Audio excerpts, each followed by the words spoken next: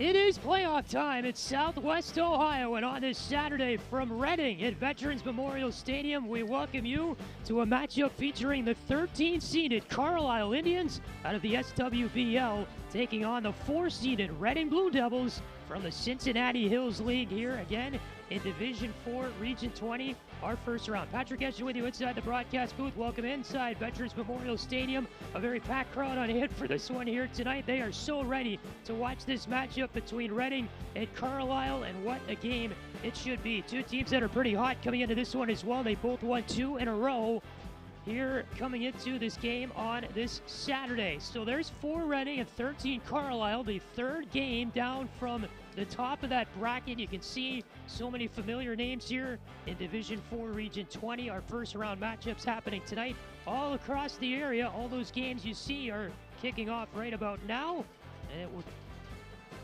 give each team a chance to get to the regional quarterfinal here tonight. That is the next round, and then the semifinals, and then the regional final here in Region 20. Let's take a look tonight at our players to watch for Carlisle. That's going to be number 22 in white, Talon Borders, their star rusher, 1,356 rushing yards. That's third best in the SWBL this year for Borders. Those 13 touchdowns and 6 fumbles. Also numbers that he's put up this year, averaging 135.6 yards per game.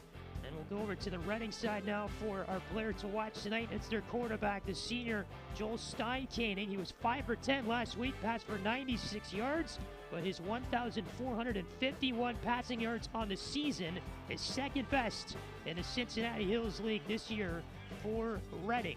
This guy can throw the football too. Carlisle really had a lot of prep this week trying to take this guy down on offense in the pass game for the Blue Devils. Here are our keys to tonight's game for Carlisle. They got to start strong on the road tonight. The 13 seed taking on the 4 seed. Carlisle has been challenged this year.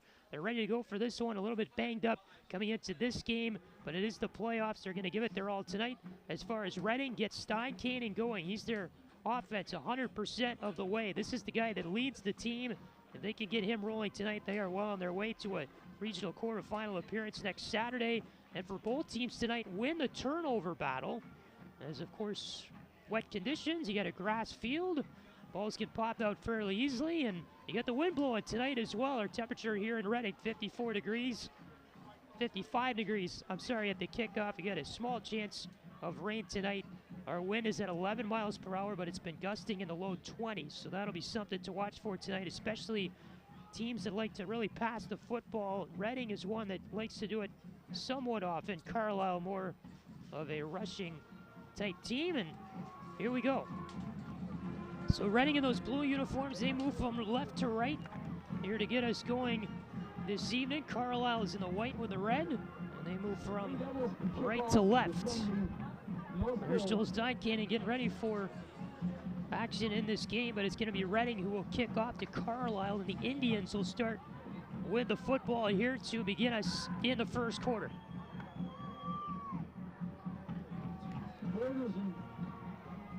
Of course, rain across the area all day today. We talked about the weather, but this field seems a little bit soft. Walking on it before the game, but it's in really good shape actually compared to maybe where it could be right now. This field is taking a lot of water the last 24 hours or so, but it feels pretty decent for our game tonight. Division IV, Region 20, first round. Loser goes home, winner moves on. The game is on here from Reading, and here's the return for Carlisle. That's number 22, making his way up the gut, Talon Borders, who we highlighted in the open.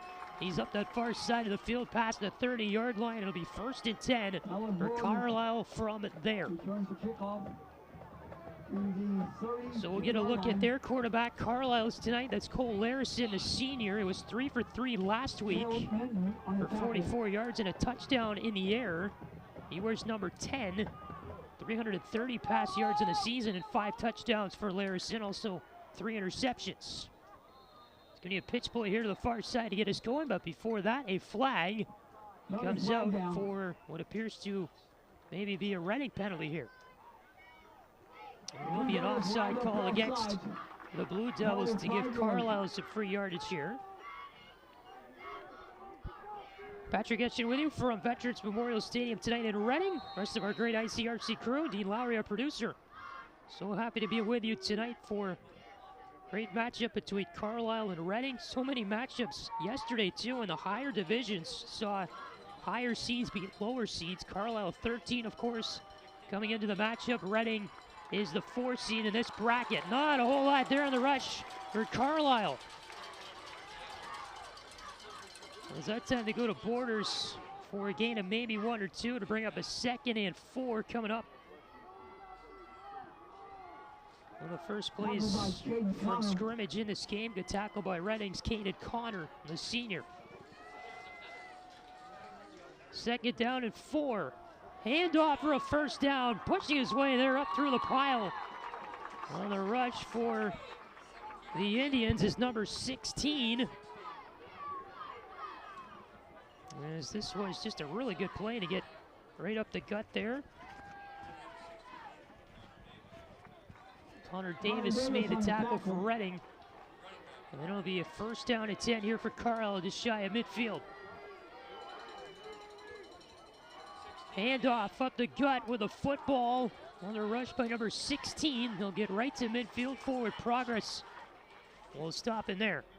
Could someone from Carlisle come to announce, please?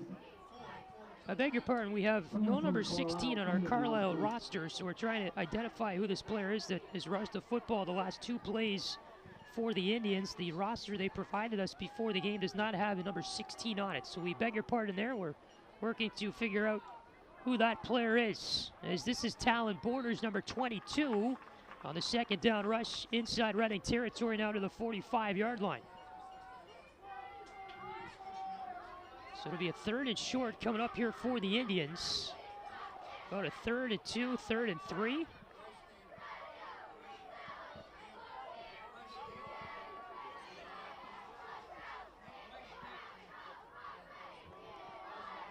Third down and short. They will get the 1st, it appears. On the rush this time by Carlisle. They've only been on the ground in this drive. Or are they ruling 4th down? And they are.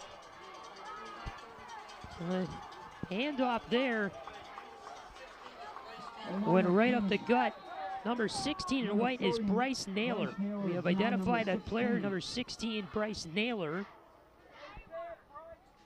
We are told usually wears number 30 for Carlisle, but wearing 16 tonight for whatever reason.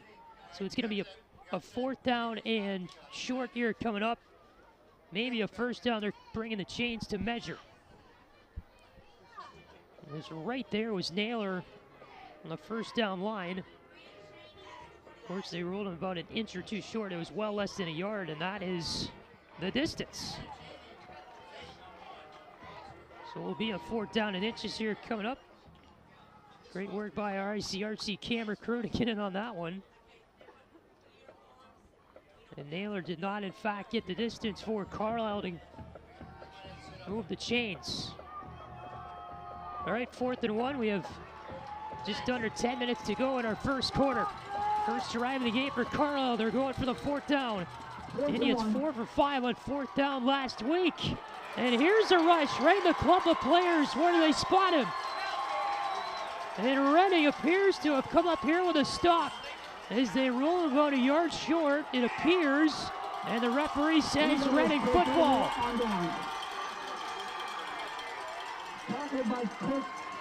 Crowd into it here early on, the playoffs.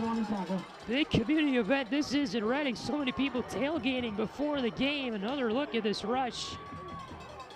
Just not enough. The Reading defense getting right in on the runner. I believe they went to Borders there for that carry.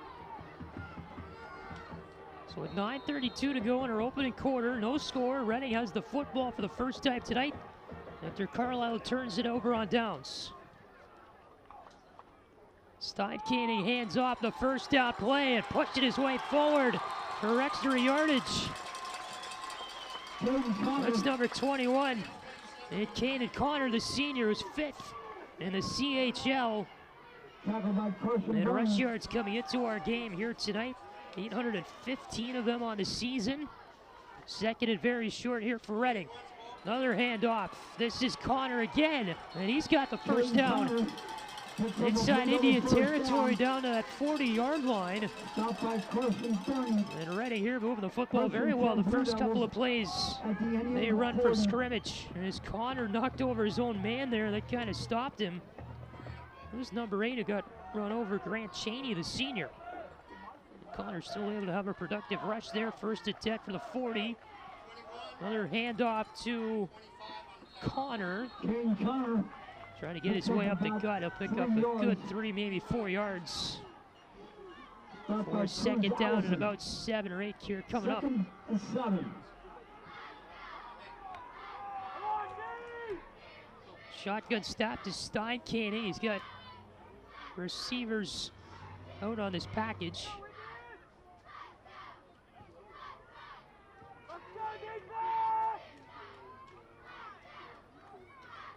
Carlisle a heavy rush at the line. Connor another rush, and he's over the line for another first down.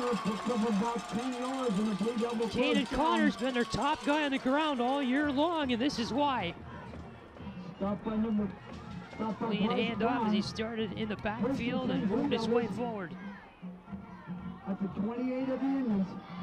Reading just marching downfield here on this drive. Steinkaning will pass here on first down, and that will be complete.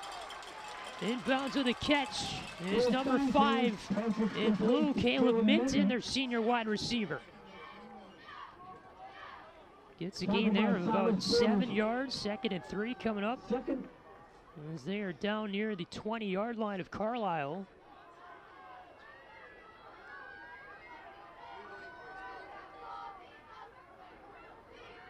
Steinkaning hands it off, and this is a pretty good rush by Julian Bemis. He will move the chains again for Reading, it appears. You have the Bemis brothers, Julian and Jaden. We really have done a lot this year for Reading on offense. That's Julian, more the rush type brother, is going to in fact move the chains. Took them a little bit to figure out if they're going to move them or not, but they finally do. Inside the red zone now is Reading. First and 10. At about the 17-yard line, they say.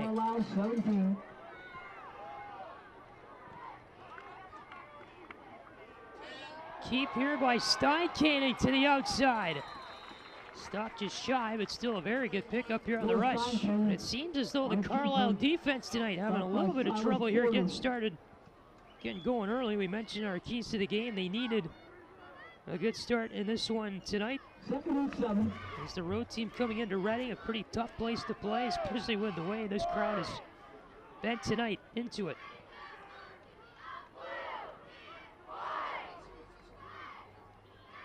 Second and 7, Steinkaning and company here taking their time. Pitch play near side, Connor on it, and he flips over that tackle down inside the 10-yard line. Pretty close to a first, not quite enough though for Connor. Good pitch play there by Steinkaning, and Connor takes it. Knocked over there toward that near end of the field. It'll be a 3rd and 2 coming up for Reading. As the Blue Devils knock on the door here offensively.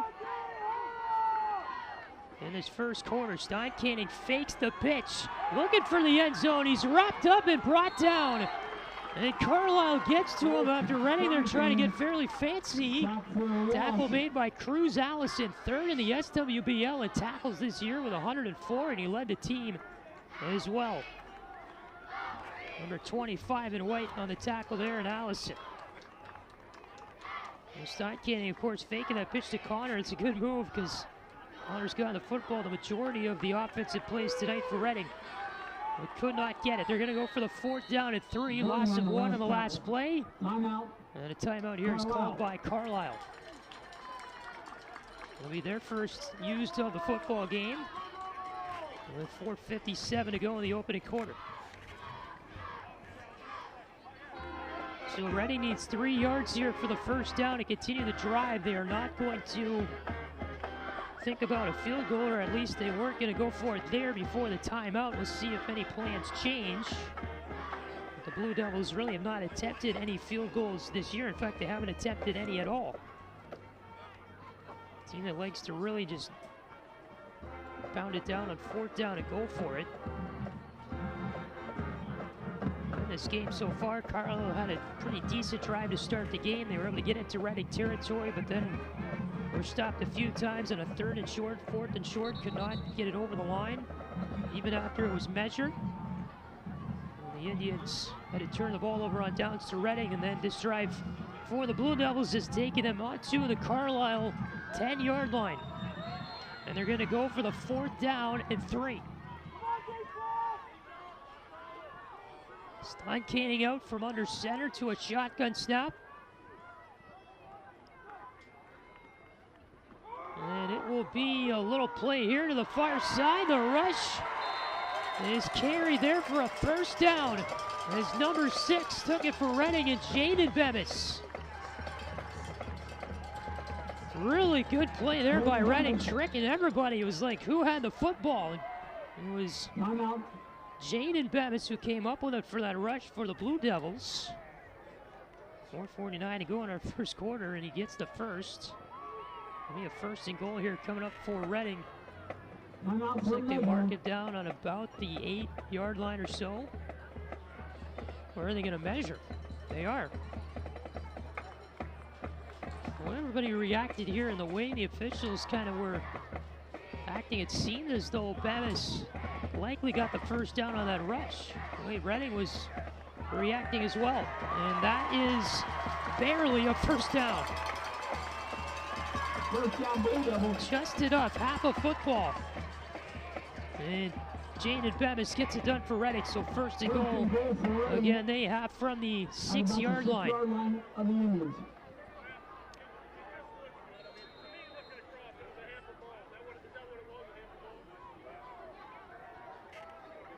Inside 5 minutes to go here in our 1st quarter. Reading, of course, coming off the 12-8 win at Indian Hill last week. Carlisle blew out Waynesville on the road 37-0 to close out the regular season in Week 10.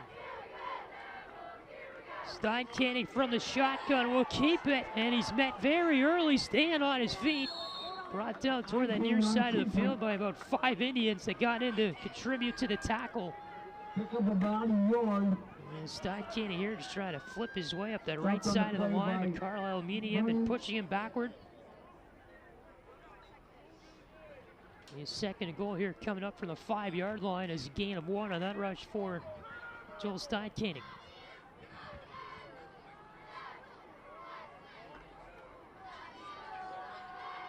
Four touchdowns on the year for Steinkaning this season on the ground. He will go to Connor right up the middle, down to the 1-yard line. Stopped a yard short. As Connor, the guy who's gotten it done for them all night tonight, right there with the tackle, very close.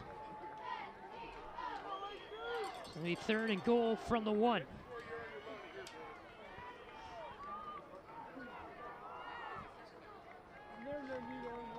And who does Reading target this time, either through the air or on the ground? Connor in the backfield with Steinkaning just behind him. Steinkaning to Connor, through the gut, and he's got the touchdown for Reading. Blue Devils score 1st on the touchdown rush by Kanan Connor for 1 yard. His 14th Ruff's touchdown of the season. Carlisle was there in the area. They had personnel, but Connor, they would have beat them all. Hometown crowd loves it. 3:01 to go in the 1st quarter. The PAT try on here is Jacob Allen, 25 for 33 on the season in this department for Reading. And that kick right down Broadway to make it 7-0. So what a drive by the Blue Devils. They eat up a lot of clock. The rush game works. It converts some key 3rd and 4th downs. Joel Steinkaning and company leading his team down the field for the touchdown here. Later stages of our opening quarter. Another look at this great touchdown rush by Kanan Connor. Another big piece of that last drive for Reading from the 1-yard line.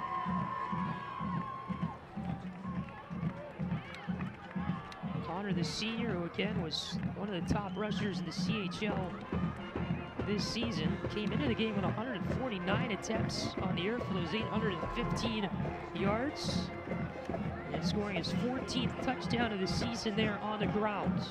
He had a couple of touchdowns last week in Reading's really close one with Indian Hill.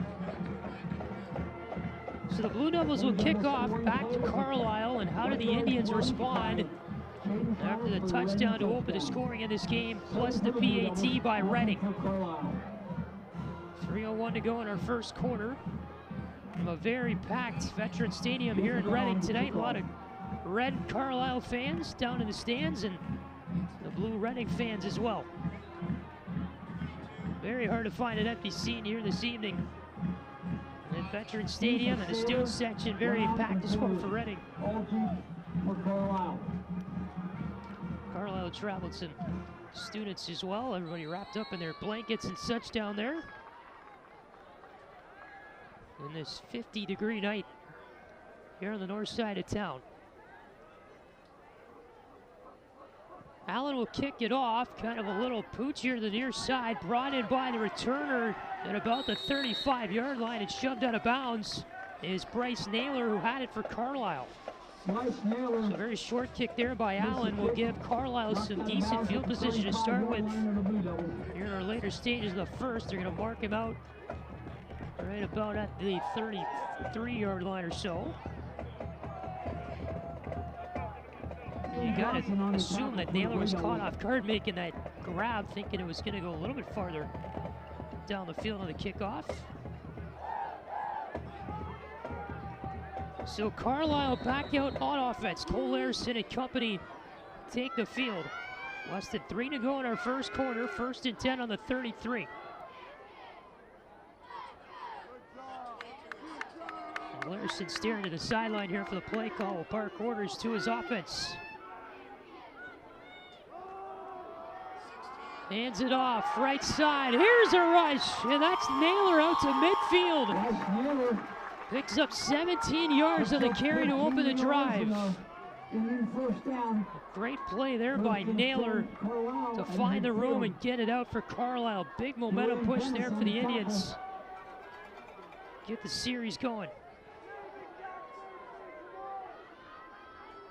1st and 10 right from the 50-yard line.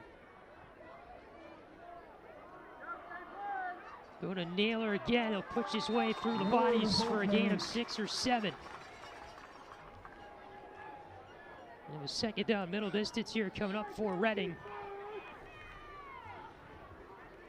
Stop by Jacob Sales and Dick Engel. Reading sideline that looks a little concerned here about this Carlisle start, but they certainly prepared for the Carlisle rush game in practice this week. They had an extra day of practice too, both teams did.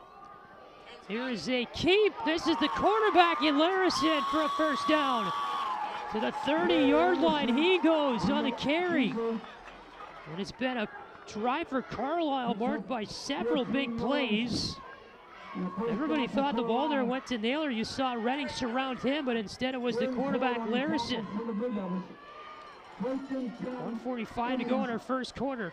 1st down at 10 for Carlisle from just shy of that 30-yard line.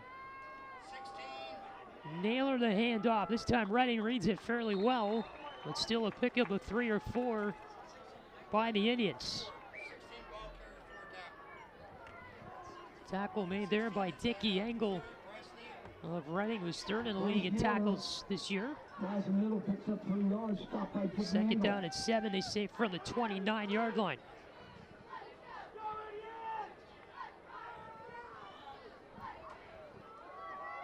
Little pitch play to the outside, bobbled there. As that time they go to Talon Borders. First time he's had a carry in a while, but a flag was out by the referee kind of behind the play. We'll see what it is. That time the pitch, Borders, ball slipping around in his hands. Still able to get some okay yardage on that play, but really no gain there for Carlisle, maybe a yard. And I guess we will not have a penalty on this play. The referee kind of just picked up the flag there, never made a signal. 3rd and 7, 29-yard line. And they will not have enough here for the first. They go to Naylor again, right up the gut, and it'll bring up a 4th down and 3 or 4 here for Carlisle. Less than a minute to go in our opening quarter. Looks like the Indians are going to go for it. They are 0 for 1 on 4th downs this evening. They went for one, unable to convert to end their last drive. That was a 4th and 3. This is also a 4th and 3. Larison rolls out, looking to pass, flips it down the field, wide open for the touchdown. The catch is made by number 28 for Carlisle. And wide open down the field was Grant Cheney.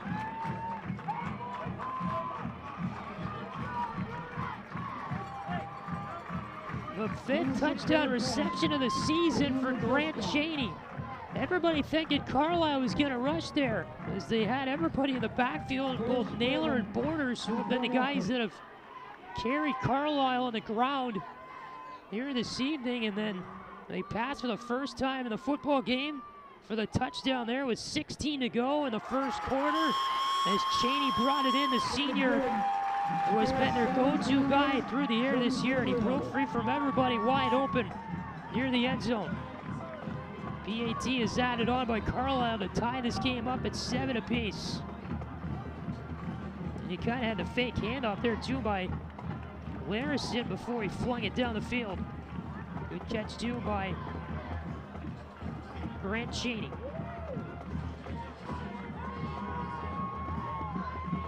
All right, so a 7-all game. That's a Carlisle student section and their marching band that made the trip down from Warren County.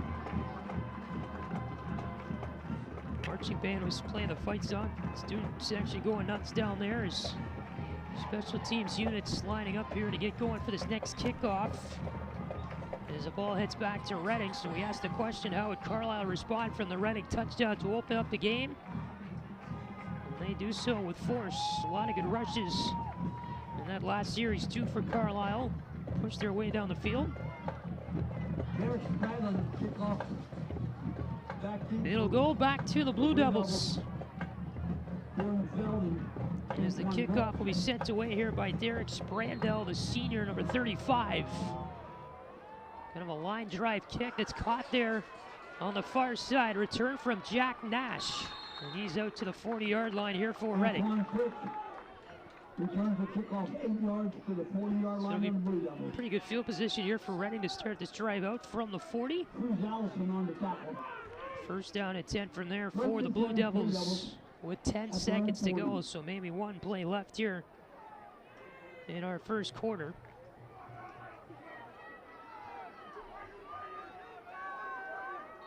Blue Devils offense marches on the field. Stein, Caney, and company trying to respond from the tie touchdown by Carlisle. Hand off to Connor. And he's got maybe 3 or 4. Trying to get his way out to that 45. He was stopped about a yard short of it. And that will be the time running out here at the end of our first quarter. What a first quarter it was here from Reading. Touchdown by either team in our opening 12 minutes. Connor brought it in for Reading.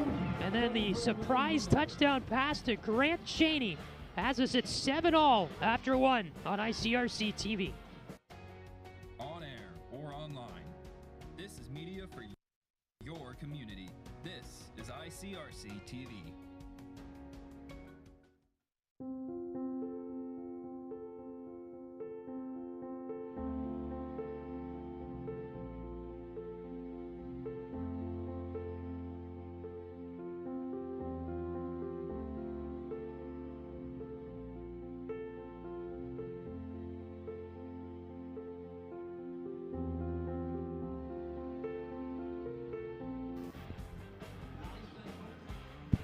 Back at Veterans Memorial Stadium, Reading, Ohio. Patrick Hitchin with you on this somewhat chilly October night. We're in the first round of the playoffs, Division IV, Region 20, our first round here in the OHSAA as Carlisle and Reading battling it out for sure in that first quarter. 7-all score. Not Back with you here on ICRC-TV. Rest of our great crew on hand for this one as well. So glad you're with us here on our Saturday night. Thanks for joining us for part of your evening. All right, so Steincanning and Redding, the pass to the far side. There's a completion to get us going here in the second. And shoved back. Forward progress will get the first down here. It was number 2 with the reception in Julian Bemis for the Blue Devils. So that play comes 9 seconds into our second quarter. Looks like Bemis made it just into Carlisle territory there to the 49-yard line of the Indians for the 1st and 10. Reading team this year that finished second in the Cincinnati Hills League, 2 wins behind the Cowboys from Wyoming, who finished the year off undefeated. There's a carry by Connor. He doesn't have a whole lot on that far side. Carlisle doing a better job here as the game has gone on of recognizing the plays by Reading in terms of what they're going to run on offense. Doing a better job kind of shutting down the Blue Devils' rush here compared to the early going of the football game. On a second down and about 8 here coming up from the Carlisle 48-yard line or so. Steincanning will pass here on second down. A bullet near side, and there's a catch. And a tackle is made inside the 20-yard line. What a grab down there by number 3 in blue. And that's Jordan Feld for Reading, the wide receiver. What a throw by Steincanning, just a complete bullet. Scott Clodfelter, the Carlisle head coach, talked to him early this week. He said, we gotta watch Steincanning's arm because this guy can just flat out throw. An example of that here to get them a first down in the red zone. Maybe just outside of it here, the ball spotted near the 20-yard line. Connor, the little pitch play outside, gains maybe 1. Maybe a second and long coming up here for Reading. Jordan Feld, the receiver who made that last catch for the Blue Devils, really hadn't made a whole lot of noise in the receiving department this year for Reading. It's really been the Bemis brothers who have done the majority of the heavy lifting in that department, and Jack Nash, too, a senior, who has contributed more and more the last few weeks through the air for the Blue Devils. But that time to go to Jordan Feld, and he made a great catch on a tremendous throw by Steincanning. Second down and 9. Connor breaks through a few tackles and has the first down for Reading. Down near that 10-yard line for another great rush by Caden Connor. He's been their go-to guy on the ground tonight, that's for sure. 9.5 to go here in the second. And we are tied at 7-all. We have a first and goal here for the Blue Devils from the 9.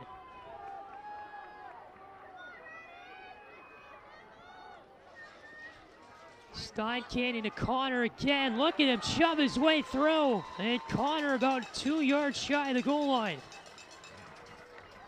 Well, it makes this guy so dangerous. He can move his feet quickly, but he's so strong. He can just push guys over. When the defense comes at him, they really got to put a lot of effort into getting him down because he will not go down easily.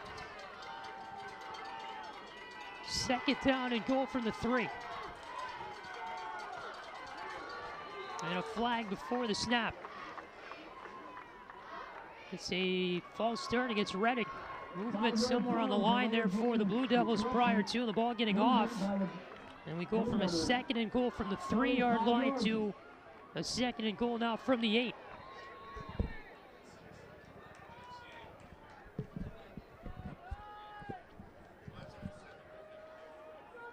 Makes it a little more challenging for Reading to get the ball here inside the end zone.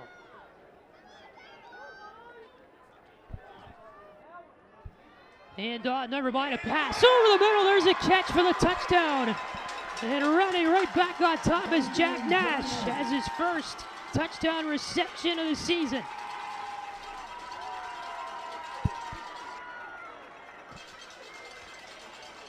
And bending the PAT, running up 13-7 is Nash over the middle. Well, that time they faked the handoff to Connor. He did a really good job of selling it. And then they threw it to Nash, made the catch here in the back of the end zone. Jacob Allen made the first PAT in the game. Can he make another one here? And yes, he can, right through the uprights. 14-7, running on top here as we are in the middle stages of the second. I mean, Connor did a really good job of fooling everybody there. And he had the football on that fake handoff, the play action, and then Nash able to bring in the pass there for the touchdown for Reading. Score update for another one of our ICRC schools. Marymount has opened up a 14-0 lead over Blanchester as they are in the second quarter of that game. So good news if you root for Marymount. They are up by a couple of touchdowns on Blanchester. In our game here, it's been back and forth. Reading now on top after a pretty good drive by the Blue Devils there, produced the pass touchdown by Nash. Here at Ben, all of our scoring plays, Kane and Connor got it going in the first quarter for Reading, their first drive of the game with that touchdown from a yard away.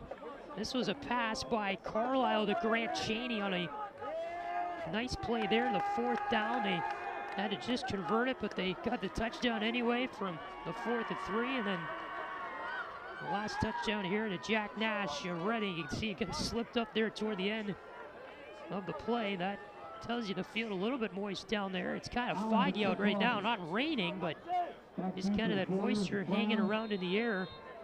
The grass has been wet all day after the rain we got here in Southwest Ohio throughout this Saturday.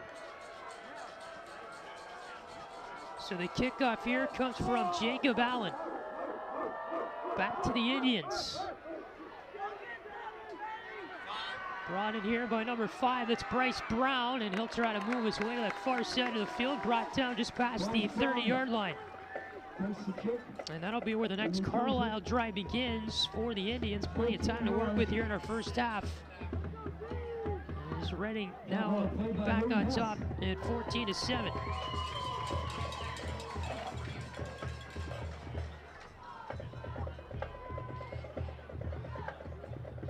First and 10 is Cole Larison back out with his offense. Bryce Naylor will join him in the backfield. They got some receivers out to the right as well. This is another hand, never mind, a keep there and a fake. It is Larison fake the handoff to Naylor. And instead he carried it for a first down, Larison did. Man, both teams tonight are faking everybody in terms of who's getting the handoff and who's got the football on these rushes. A lot of confusion going on, and Larison there with a gain of about 12 yards for the first down, out past the 45-yard line of Carlisle. Another rush play here for a gain of 3 or 4, just shy of midfield. And the rush that time for the Indians, they go back to Naylor. Looks like he got right to midfield, so it'll be a second down and about 5 or 6.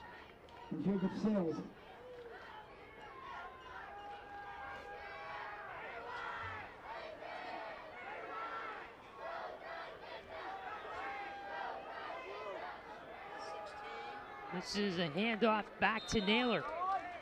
Another time he goes on a rush, pick up here of about 3 or 4.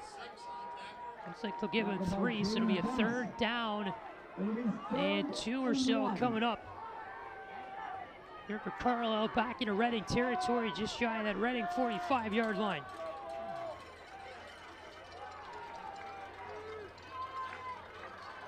So they line up for a big third down conversion, 3rd and 2. Handoff, and right up the gut for the first down. Plenty of distance there to get it by Naylor. Naylor, the ball carrier. He's been a rising star in this game for Carlisle tonight. Had the room, good job by the offensive line of Carlisle to open up space for Naylor. Fresh set of downs, the chains move for the Indians. From the 43. And not a whole lot there on that carry for the Indians. Maybe a yard or 2. As they go to Naylor again, I believe they're on that rush. Decent tackle there by number 4 in blue for Reading. That's Dickie Engel we talked about earlier. 3rd in the CHL in tackles coming in. He was 4th in the league in sacks this year with 6. 2nd and 9, they say, with less than 6 to go here in the second quarter. Pitch play outside. Look out.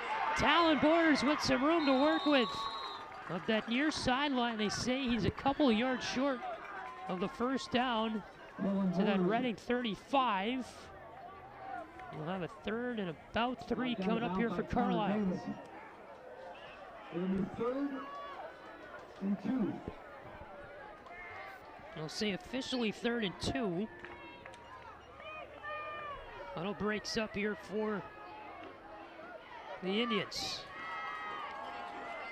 Hand off to Borders. And I believe he has it. Needed to get to about the 32. He got for sure the 31, maybe the 30-yard line. The chains will move again for Carlisle. And this rush game for the Indians has been giving a lot of havoc to Reading here tonight. These small gains, bit by bit for the Indians. It's not always that one big play. It's been these little grindy out kind of plays that turn into bigger gains overall. Borders moving outside. He's got room to work with. And Talon Borders gone inside the 10-yard line. Finally tackled down just shy of the goal line area, but Talon Borders opens it up. And speaking of big plays for Carlisle, this was one. He dodged that first tackle by Jaden Bemis trying to come in for Reading, and then Borders just opened up the field there to the left. 1st and goal from the 7. This is Naylor without a whole lot. He's 2nd down and goal from the 5 or 6 here for Carlisle. Less than 5 minutes to go here in our second quarter. I mean, when you thought this matchup coming in was going to be the 13-seeded Indians against the 4-seeded Blue Devils, you probably were thinking it would be a little bit more one-sided than what we're seeing so far. But it's been pretty much dead even in terms of the play on the field throughout our entire first half tonight. Very entertaining matchup we're seeing this evening. 2nd and goal from the 7-yard line. And with plenty of room is Borders. Did he get there? No, he didn't. Down near the 1-yard line. That time they take him to the near side. It was Jaden Bemis who came up with a clutch tackle there for Reading, number 6, who came in. He also had help from Dickie Engel. But now you got a 3rd and goal from the 1 coming up for Carlisle.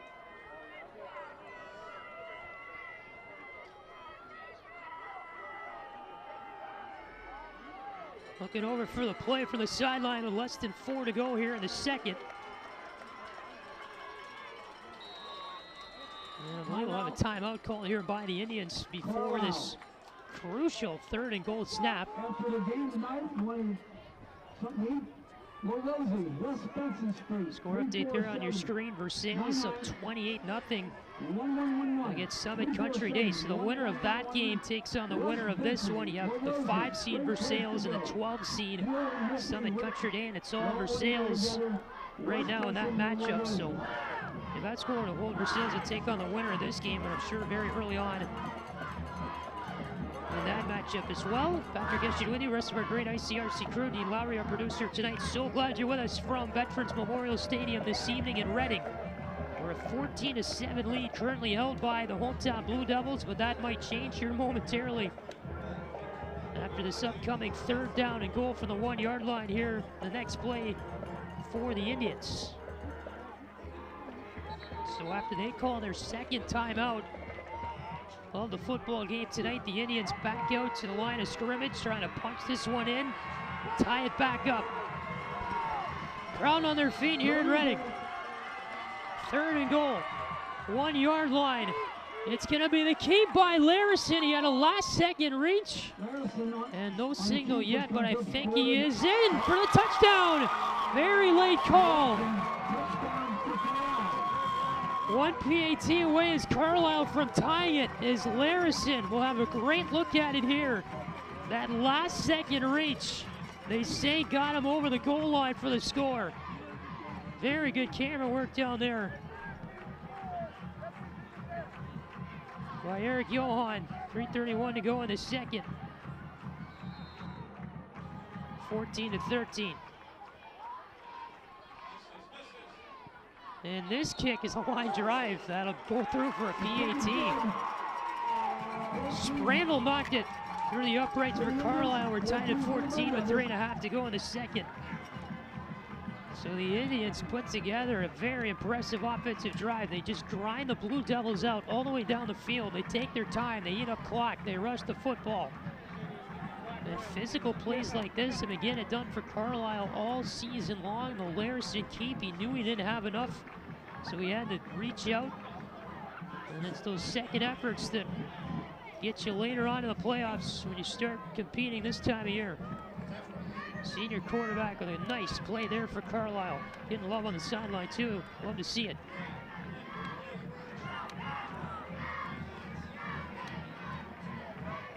Another look here at our bracket, kind of where we stand. We talked about the Versailles Summit Country Day game going on right now. Versailles has opened up the big lead in that one at 28-0 last check. So you can see the Reading Carlisle game, third matchup down from the top. The winners of those two will compete in the regional quarterfinal next week. It'll be next Saturday at 7 at the better seeded team's home field. Back to Reading, the football goes with 3:31 to go in the second. And this is a kick that goes past everybody for the Blue Devils, and pouncing down on it inside the 10-yard line was Feld. Jordan Feld had no options there. The ball just squirted past him on the kickoff by Sprandl. Just a line drive kind of on the ground. When it went past Feld, took that bounce. And he had to chase it all the way back, made a safe bet to just lay down.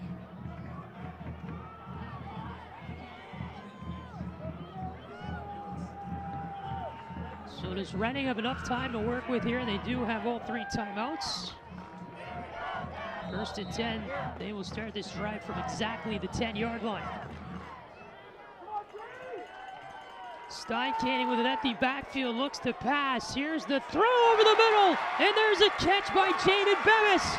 Breaks tackles, and he's out toward midfield. The senior had 1 reception for 33 yards last week, and this is a catch for about 37. Steincanning could throw. He took a big hit too, Bemis did, after this catch and run. Multiple players coming in there for Carlisle. Just a kind of an awkward collision there for Bemis. Appears shaken up on the sideline, but just saw that gesture. I'm okay. You don't need to pay attention to me. 1st and 10 for the 47. Another pass. Steincanning looking. Really no options. Pressure comes in. Steincanning brought down for a loss. Carlisle fans love it. Down below us, it'll be a loss of 2 on the play for Steincanning. Just nobody to go to.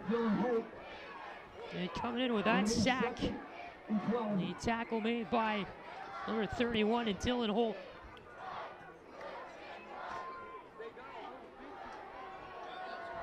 Say here about a 2nd and 12 or so from the 45, 46. Steincanning is back.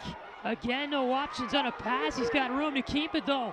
Decides to wear it out and well out of bounds. Looking for Feld on the far side. Nothing there. Great pass coverage by Carlisle. They give up that 1 big reception to Jaden Bemis, and then they kind of turn it on, the Indians do, in the pass coverage department. It's the last 2 tries by Reading to throw the football. They have nowhere to go. Steincanning ran out of options. And he kind of frustrated there. That shot from the sideline. You have a 3rd and long coming up here for Reading with 2:18 to go in the second.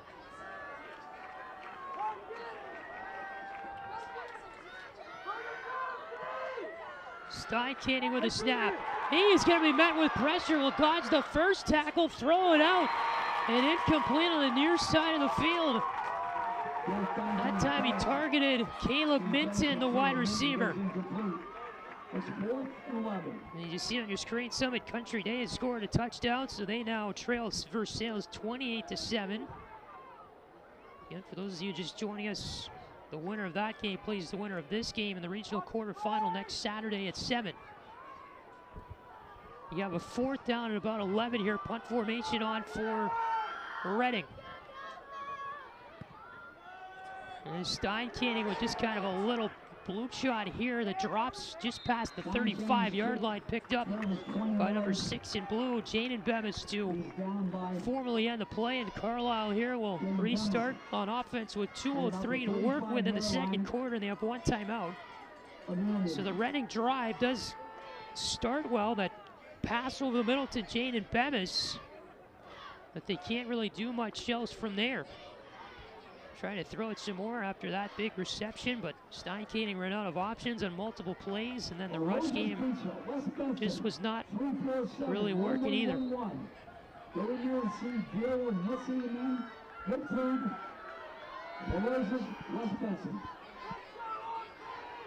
So Carlisle, who's really taken time on their drives tonight, can they move quickly here on offense to maybe go up by some points before the break?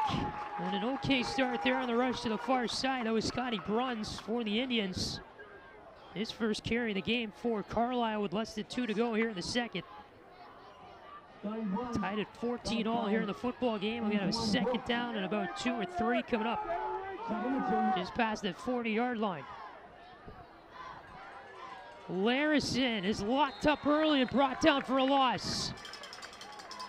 Trying to keep it there on the fake. 3rd and 2 or 3 here next up for Carlisle with down to 1:22 to go in our first half. They're not going to call a timeout, it appears. They do have that 1 left.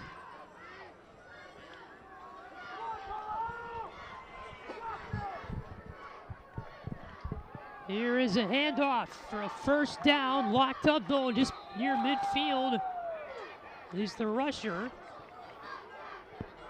As that time they go back to Bryce Naylor, the senior. Clock stops momentarily for the chains to move. They're going to line right up again. Back to a minute to go now here in the second. 1st and 10 for the 48. Larson comes away with a football, and he is going to be brought down to the backfield for a loss.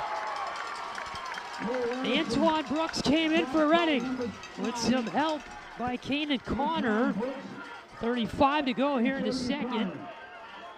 Carlisle is really taking their time to the line. Maybe they've kind of given up here to try to get something going before the end of the first half. There's 21 seconds left.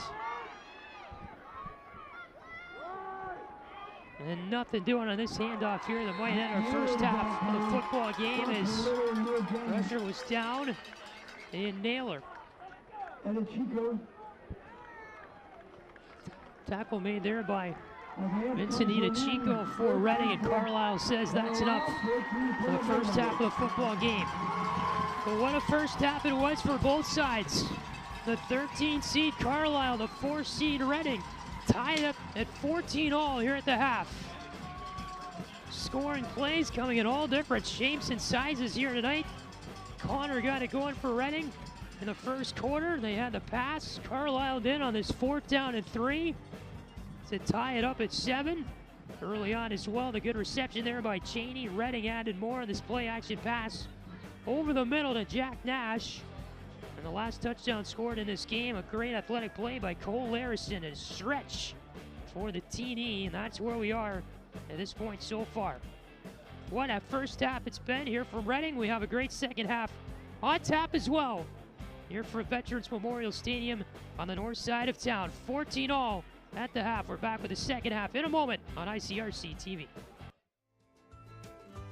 On air or online, this is media for your community.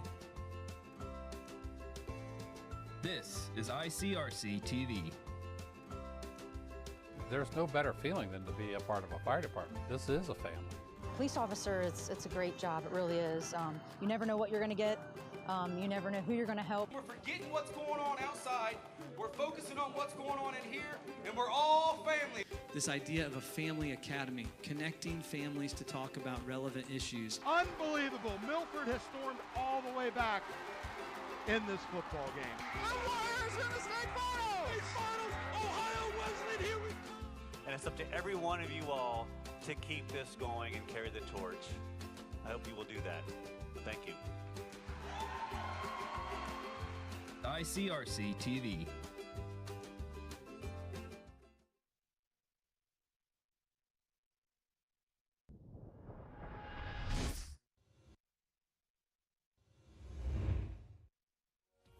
Welcome to another edition of Viking Voices, the people of Princeton.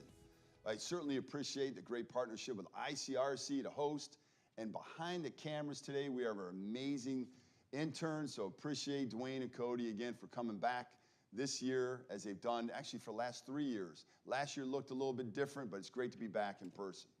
With us today, our new football coach, Coach Andre Parker. Coach, thanks so much for joining us today.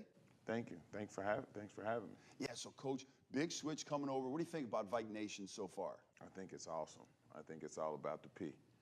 What are some specific things you're working on right now to develop that tradition, bring kind of back some of the things? I know Coach Daniels did a great job and the other coaches, but previously, but like what are you trying to instill in our kids?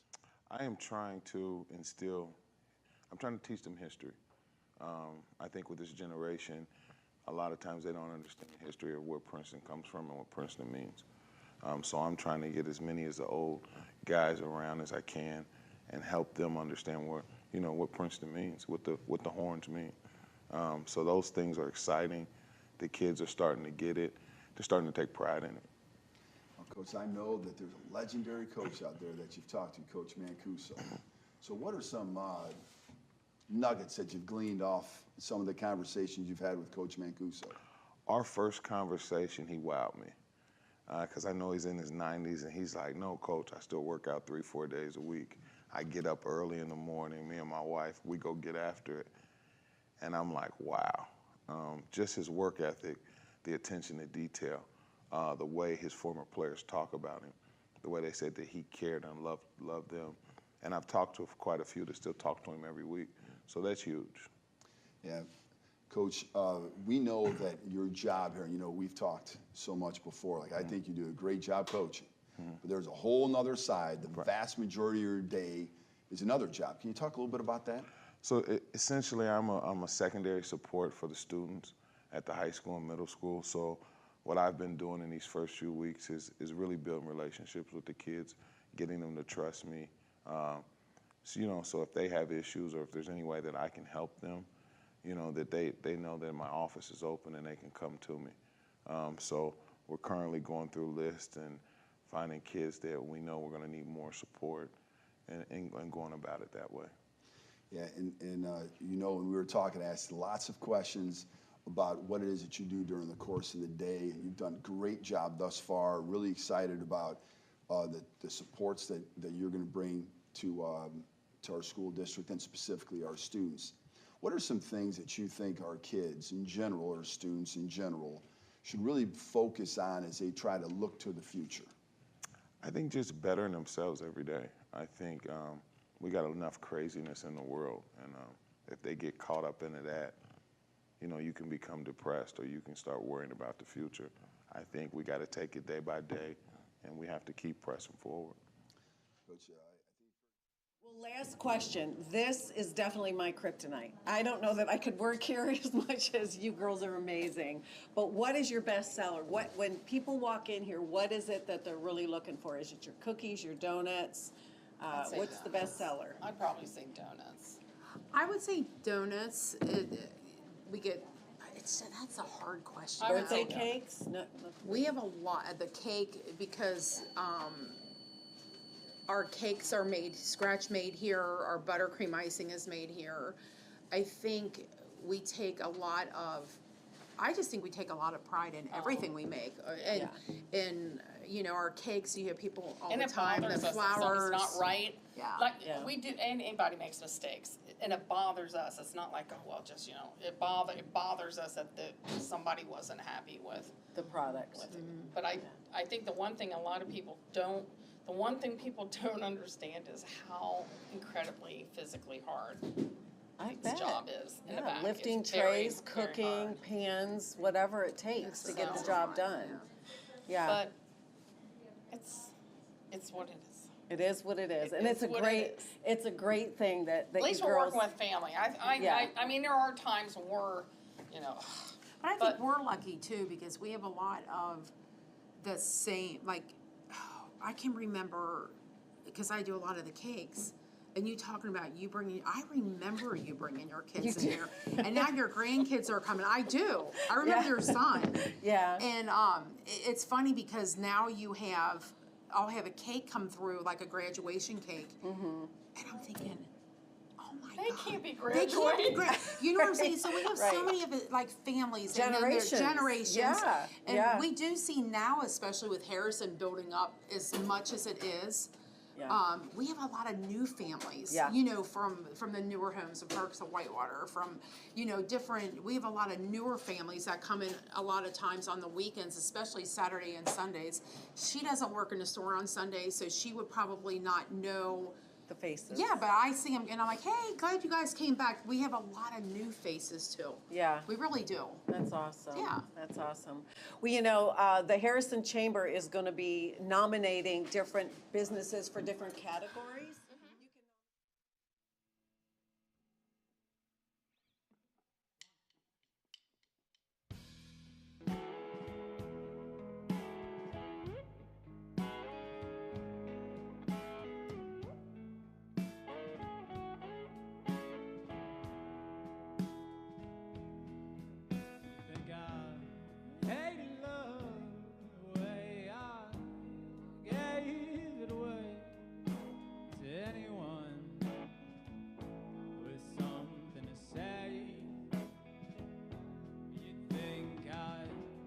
Given up by the 7 times, I let you twist me up and get me so out of line, but it's not enough.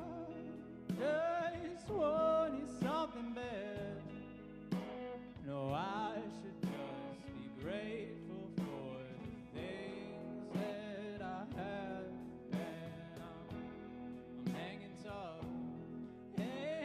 Hanging around, and I call it quits because all that I found is that I can't help falling in love, and I can't tell you what's enough. Well, I think that anyone could tear my heart to spill, and I know if they can, that they will.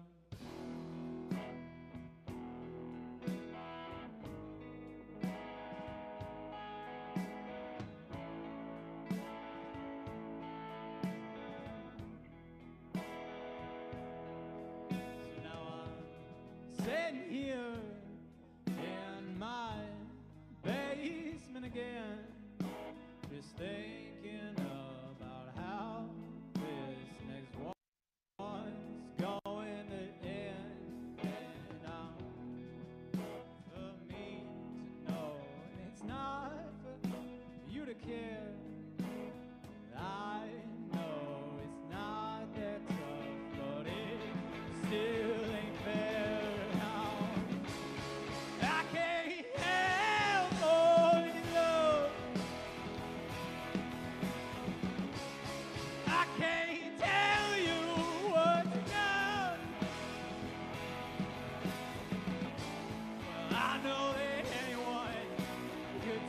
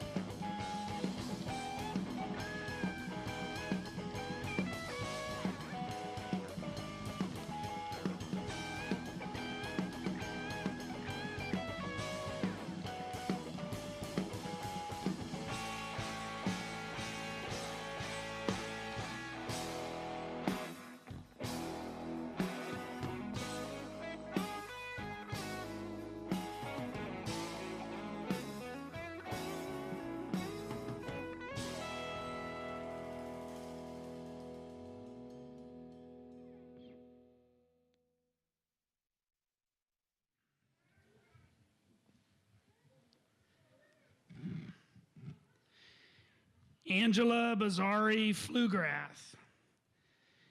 Angela Bazari-Flugrath was a member of the 2006 graduating class.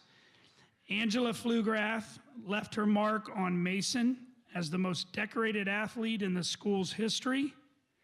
She earned 8 varsity letters between cross country and track, helping Mason to its first ever team state title in girls track and field in 2004. Angela was an 11-time FAVC champion, a 13-time district champion, 12-time regional champion, and an 8-time state champion. I'll say it again, 8-time state champion. That's pretty good. She earned 7 of her 8 state titles in individual running events, with 2 coming from cross country. She was named FAVC Runner of the Year 5 times, Southwest Ohio Runner of the Year 4 times, and First Time All-Ohio 7 times.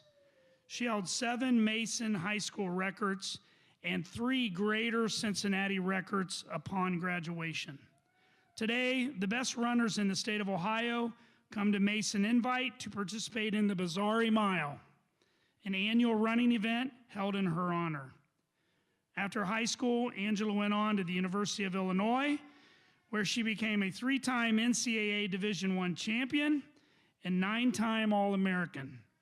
She held 7 records for the Illini and was inducted into the Illinois Hall of Fame in 2019.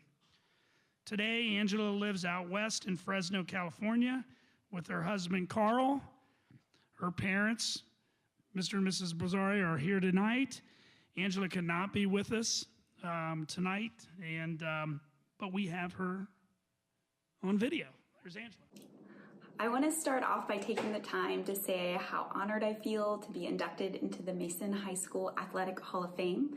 I am particularly honored to be inducted with such an amazing group of people and athletes, one of whom was my teammate.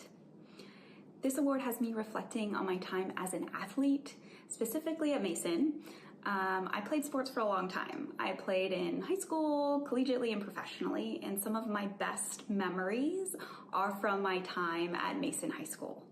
I don't always remember specifically my times at Mason or the specific races. It really went by so fast. But what I do remember are the fun times with amazing people. I remember summer long runs with friends, afterward having bagels and chatting. I remember the long bus rides after successful meet, full of laughter. I remember the 4x800 winning as a team. I think sport was really helpful for me to gain confidence in myself. I was shy as a high schooler and still particularly kind of quiet. And sports taught me that I can set a big goal and take small daily steps to get there. I really fell in love with sports at Mason High School, and confidence in myself grew. And I will forever be proud to be a Mason High School graduate and a Comet. I wanted to take a second to thank some of those people who made my time at Mason such a positive experience, some of whom are here today. They include both Kelly and Tony Affatato for their continual support and enthusiasm. They really helped make track and field such a positive experience for me. All the fun I had with my teammates, it couldn't be done without them. And then finally, I want to spend the time thanking my parents for being supportive in both athletics and life. Again, I just wanted to say thank you so much for inducting me into the Hall of Fame with such an amazing group of people. Go Comets!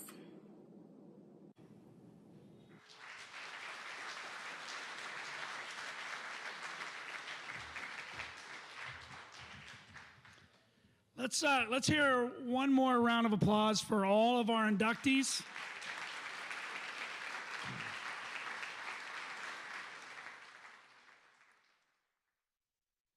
Looking forward to walking the park. Yeah, it should be a fun day. So Ted, right now we are standing inside the park where we will have several gateways, one being at 5 points at Main and Lila, and a couple on either Main Street and on the Lila side. Yeah. And it'll be this great green area where people can come in and just enjoy the day. Absolutely. And there's going to be meandering paths with tree line that will provide shade. And also there's swings and Adirondack chairs. And I think somewhere in this area there's going to be the water feature as well, which you've mentioned before. What a great draw that'll be for both the community and people outside the community, and really a crown jewel for the city itself.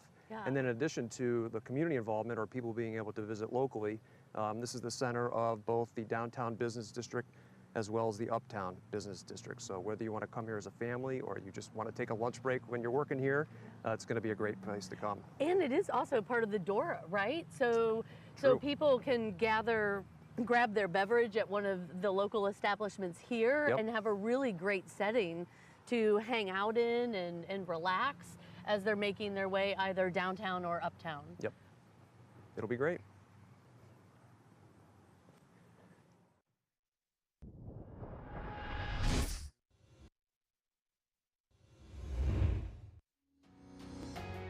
Hello, everyone, and welcome to ICRC-TV Sports. To drive, and she's got Reading's first 2 points. 10-5, touchdown, he runs over the quarterback. Reading's up 13-0.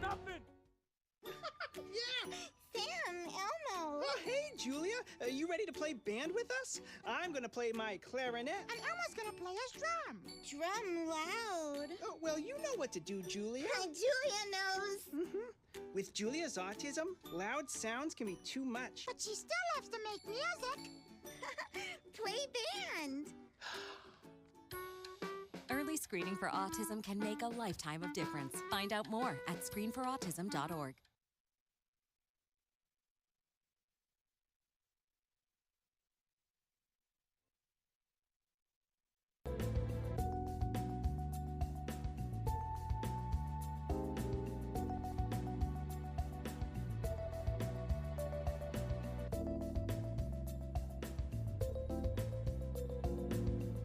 Our hearts are made stronger by how we treat others. Put her there. The light you share can impact those around you, but so can the darkness. Later, twerps. Did Pete saying mean things bother you? So when you reach out to another person, take a moment to consider how they will feel and let your heart be the key to making a difference. Because of you, someone's entire day, year, or even life can change. In every heart, there's hope.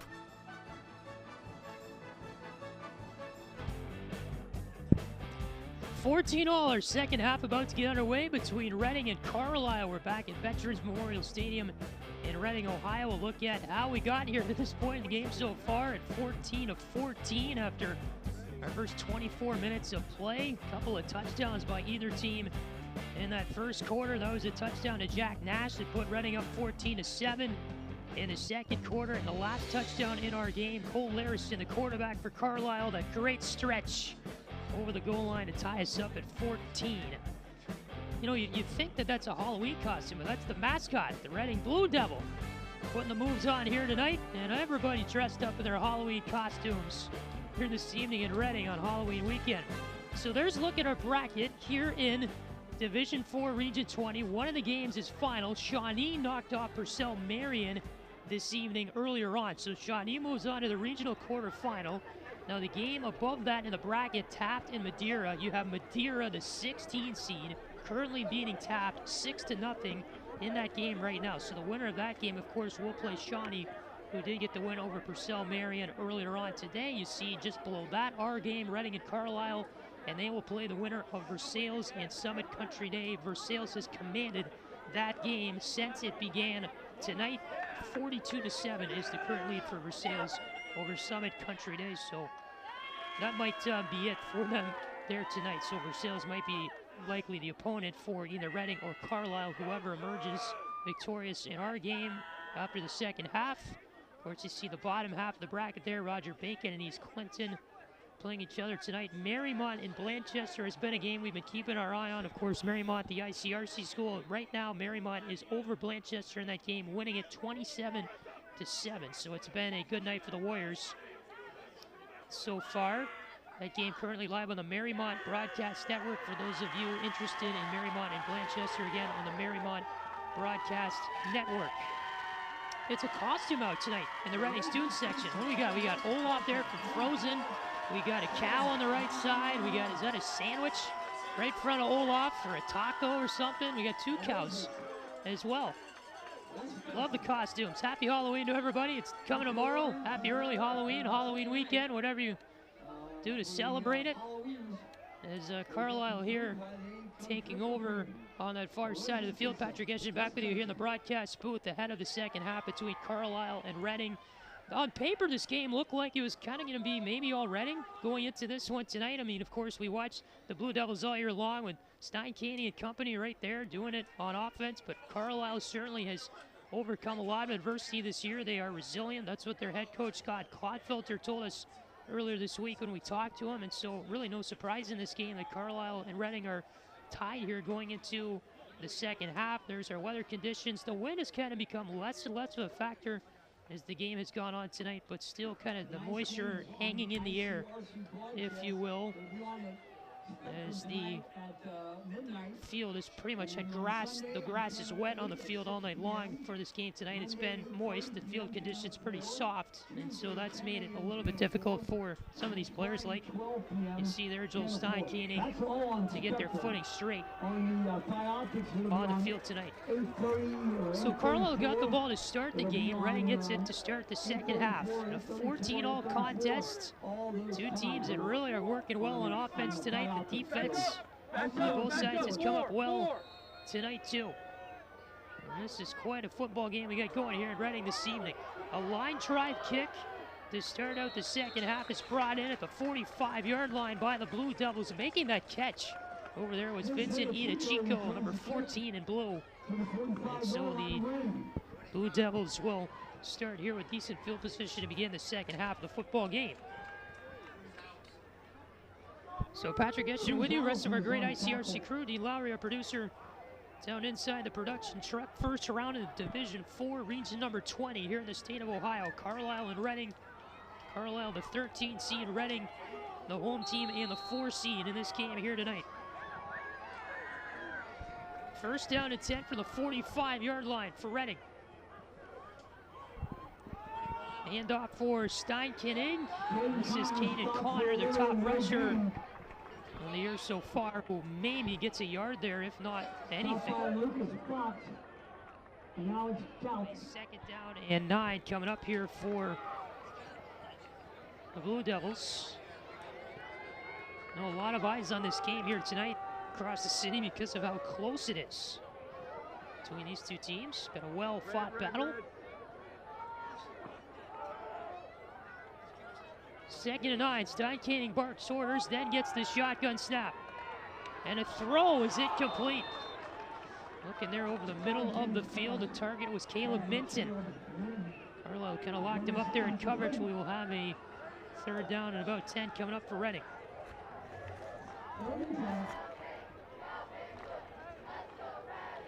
It's been a Carlisle defense that's been very receptive to Reading's passing tonight, especially after some bigger completions earlier on in the game by Reading. Carlisle's done a good job to shut him down following that. Steinkenning looking again without any options. He's scrambling. The throw far side is a catch. Was he inbounds? Yes, he was. Brought in there by number 35 in blue. Another member of this big-time receiving corps for Reading. That's Austin Fancher, the sophomore, who made the catch. And Steinkenning with the scramble, the footwork to get this off. Fancher brought it in just ahead of the coverage there. Number 5, Bryce Brown, was in the area for Carlisle, the defensive back. It is a chain mover for Reading, deeper into Carlisle territory now, inside the Indian 40-yard line. Steinkenning to Connor, pushes his way to the outside, broke after those first couple of tackles trying to bring him down.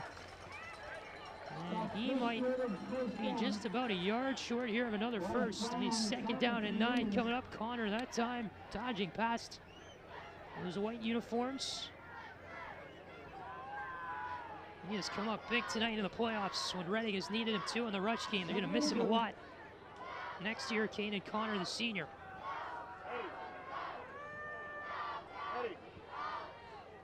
2nd and 2 from the 31, they say. Another Connor handoff and another Connor first down. Got his way toward the 25, out to the 26 or so. Pick up of 5 yards.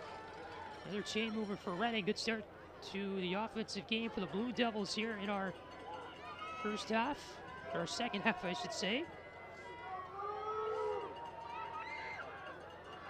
They had a good start in the first half as well in terms of their offense. Reading did score on their first drive of the football game. Inside 2 minutes. Gone inside this third quarter. There's a nice catch. Near side of the field, athletic move brought in there by number 6. And Jaden Bevis. He'll get about 3 yards there to make it 2nd down and 7. As Bruns brought him down on the tackle.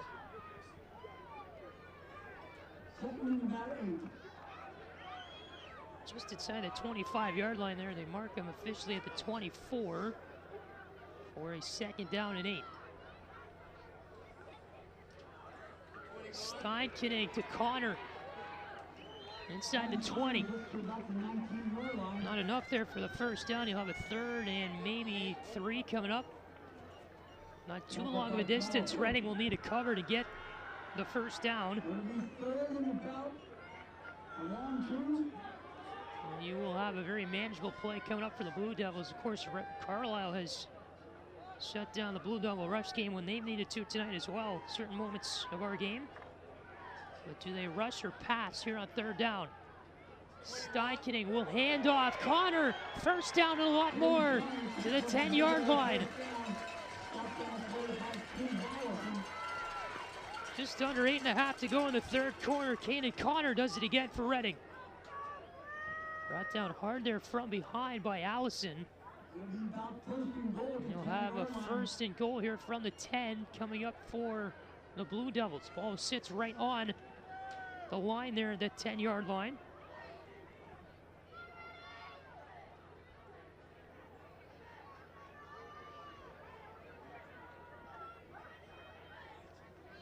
Steinkenning with a snap, quick throw, and is through the arms to the intended target in Minton. Really quick play there by Steinkenning, got a bullet off. See that near side, Minton just let it go through his arms, through his hands. 2nd and goal coming up from the 10 for Reading.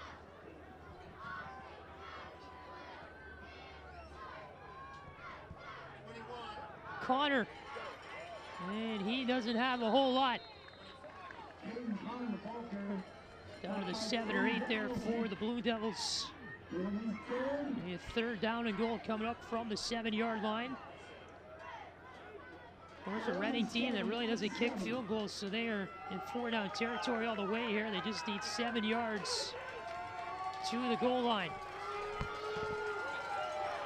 Reading crowd starting to make some noise, encourage their team.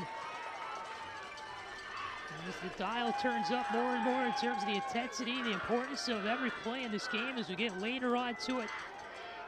Single elimination. Pass play, 3rd down, Steinkenning, and it's not free. Almost picked off there by Carson Burney. Nearly brought it in, decided to just knock it to the turf. As Steinkenning looking far side, he had a couple men over there. Just out of the reach there of Burney to maybe try to pick it off, but he knocks it to the field. And you have a 4th and goal coming up from the 7. It's the pass game for Reading here tonight, especially these last 10 or so minutes in the game have just not been there for the Blue Devils. 4th and goal, and Steinkenning an empty backfield. But before this, a whistle for a timeout. And the timeout has been used by Carlisle, their first used here in our opening drive still of the 2nd half by Reading. First one used by Carlisle in the 2nd half of the football game, period.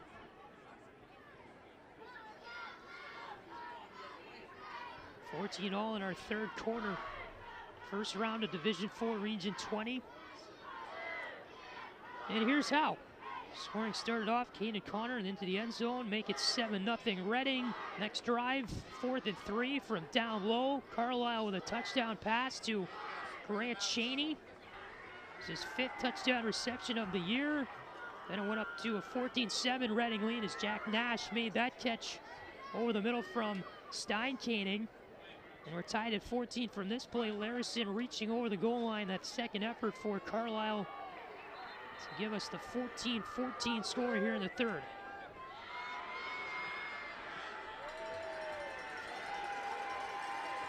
So Reading breaks from the huddle following the timeout. You can hear this crowd getting into it. 4th and goal from the 7. Another empty backfield for Steinkaning.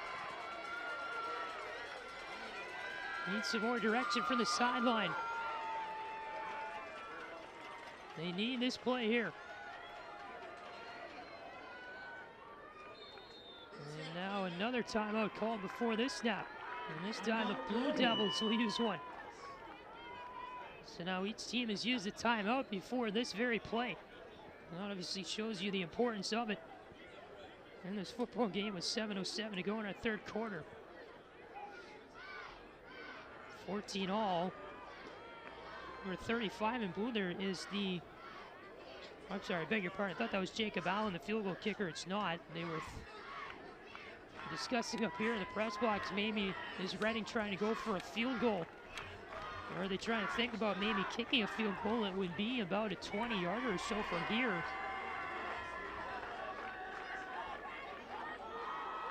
Well, obviously they trust Steinkaning and company, but that's the T in the arm of their kicker, number 32, Jacob Allen. So it was Allen, who I saw there in that huddle, was maybe going to come out and kick it. And he will, in fact, try to get Reading up by 3 here. No field goal attempts on record this year for Allen. And this is going to be about a 20-21 yard attempt. On 4th down, Allen the kick. It is going to be good. Just inside that right upright.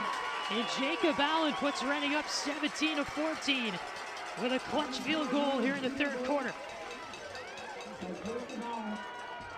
Kind of hard to tell with those lower uprights, but the officials come out and say it's good. And Jacob Allen now 1 for 1 on the year in field goal attempts with 7 to go in the third quarter. So now Carlisle's turn to respond. Of course, that was the start Reading really needed here to open up this second half. In terms of their offensive game, each team using a timeout as well during that drive. It was a very big one. Carlisle wanted to stop. Reading wanted some points. And instead of going for the potential touchdown, Reading decides to settle for 3. On the field goal kick there by the senior Jacob Allen. So Allen returns to his kicking duties again to give it back to Carlisle here with plenty of time to go in our third quarter.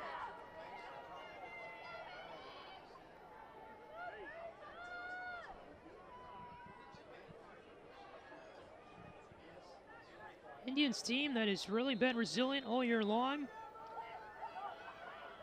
Scores Scott Clodfelter, their head coach, telling me this week they played a lot of tight games. There's some very tough games. He said we stuck together as a team, lost a bunch of them in a row. Said we could have folded, gotten ready for basketball season, but they are here and alive tonight. Onside kick attempt, and this one brought in by the Indians. So Reading tries to get greedy there as they direct their kicker and Jacob Allen to get that off. Right there to scoop it in for the Indians, number 31 in white. That's Dylan Holt, who brings it into his arms, and Carlisle here with some pretty good field position to start. They're on the 48-yard line of their own. Just under 7 minutes left here in our third quarter. Gamble by Reading does not pay off, and they give Carlisle a really good chance here to come back, put more points up on the board.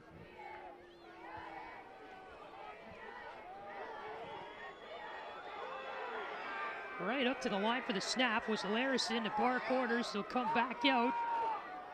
And then back in. Under center. And banged up is Larison. The ball is out. Carlisle pounces on it. Reading there all in on defense. That was a really unique formation we saw by Carlisle with those receivers out. And Reading just comes in. The big hit there laid by Caden Connor. It knocked the ball free from Larison. And hopping on it was 58 in white, Kyle Holt, the junior. Loss of maybe 3 yards or so. 2nd and 13 coming up. And they're back deeper into Carlisle territory. Pitch play near side. Here is Talon Borders with some room to work with. Back into Blue Devil territory. They go to the 46-yard line. Inside the 50 for Carlisle. Back into the Blue Devils end of things. They got a 3rd down and manageable coming up here for the Indians. 3rd and 4 or 5 upcoming. And there's Talon Borders. Big time rush that time to the near side of the field. They go to the far side to Scotty Bruns, and the senior is knocked back for a loss. Reading fans love it. And we have 4th and fairly long coming up here for Carlisle. So that time it's not Borders who has been rushing it for the majority of the time for the Indians tonight, or it's been a keep by Larison. They go to Scotty Bruns. Their senior who only had 2 attempts last week. 114 yards this season on the ground for Bruns, and nothing doing there. Punt formation on before this 4th and 9. A very high snap, and they just have to land on it. And Reading's gonna have some pretty good field position to start the next drive.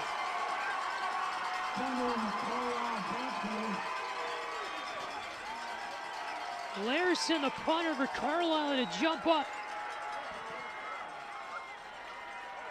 First time a punt attempt was happening today for the Indians, and Larison just did not get the snap right. And in on it for Reading was number 8, and Jack Nash. So I'm not sure if Nash recovered it or if Carlisle landed on it. We'll have to see here. It was a good looking play there, but just the snap, and Larison hopped up, couldn't get on it. Blue Devils pounce on the football, and here comes Stein Canning trying to get his team up even more here. 3-point Reading lead. Can they grow it? Near side rush for not a whole lot. Good job by Carlisle to lock up the runner and Julian Bemis. 2nd and 9 coming up. Inside 5 to go here in the 3rd quarter.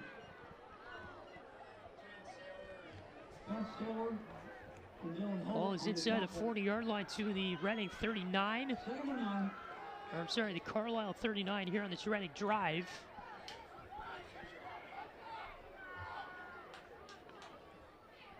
Three-point Reading lead, trying to grow it.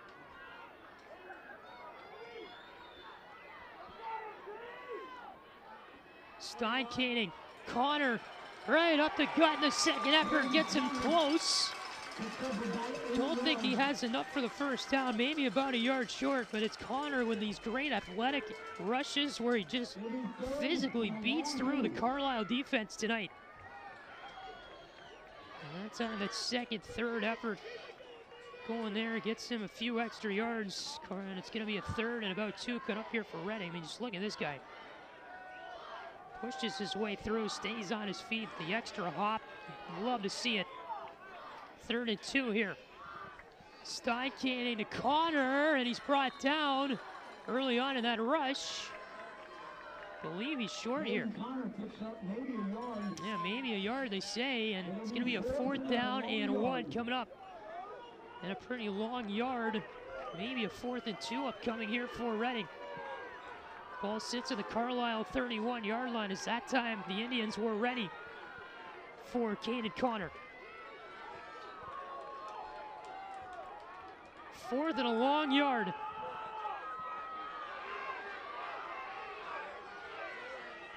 Stein Canning doesn't like whatever he sees. He glances to the sideline. Now ready for a shotgun snap. Pitch play, Connor, he's got it. With a flag that comes in from the backfield by the referee. I mean, Connor right there on the line. I think he's got the first down distance, but it obviously depends on this flag. Connor some room to work with there over on that right side of the formation. And I guess the penalty's against Reading because Carlisle's sideline celebrating. The penalty is declined. It's a holding on Reading. And Carlisle takes over on downs. Is the penalty committed on that 4th and 1 play by the Blue Devils? They can't convert the first down, and Carlisle takes over with a momentous stop. 2:47 left in our third quarter. Big time stop there by the Indians. Remember that when we get later on in the game. Reading there was knocking on the door on offense, trying to make it a 2-possession affair, but they cannot. Stays a close 3-point game. There's Talon Borders here with this rush for a gain of 4 or 5 to start out the series for Carlisle.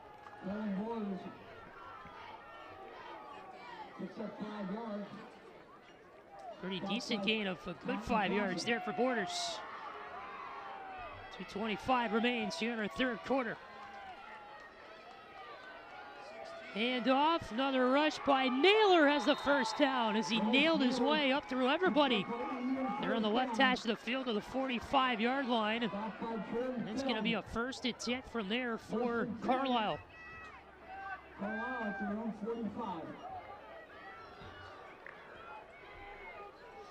Very quick moving offense too. In this series are the Indians. They're running it. Here is Borders, plenty of room, near side of the field, and Talon Borders moves the chains again. Deeper into Reading territory inside the 45. Another chain over here for Carlisle. This time Borders had plenty of numbers down the field as well to help him out. Less than 2 to go here in the third quarter. Borders trying to cut his way up the gut. Down to about the 38 or so for a gain of a good 3, maybe 4. See how these white Carlisle uniforms are just dirty because of the grass field here at Reading and how wet it is right now with all the mud. And there you get a look. It's soft. We walked out there before the game.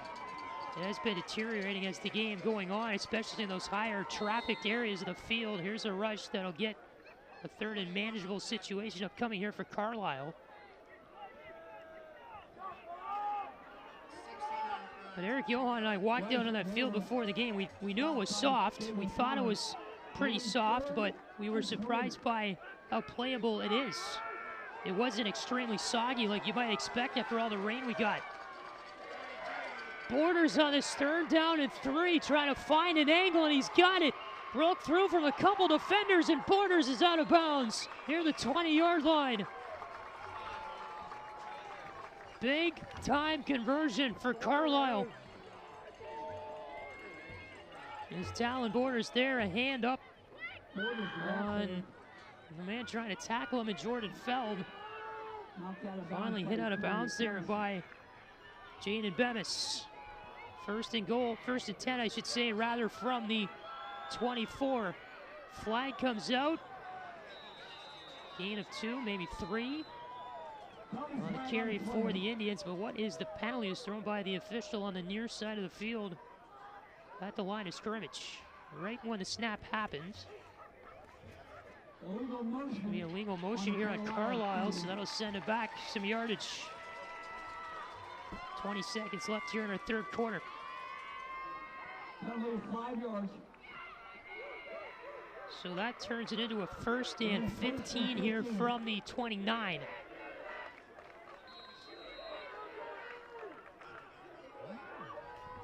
Clock is moving. So are they going to get off another play or not? Looks like they will. Larson, the handoff. This is Naylor. Just kept pushing his way forward. He's still on his feet. And all the way down with a gain of 6 or 7. Look at that effort there by Naylor. Beg your pardon, I think it was actually a keep there by Larison. Beg your pardon, we can see he's fired up, and Carlisle threatening here against Reading as we end the third quarter. 17-14. We've seen some big hits, a lot of scoring, a lot of good defense in this game. 3-point lead for Reading here in our first round. Back in a moment with a fourth on ICRC-TV.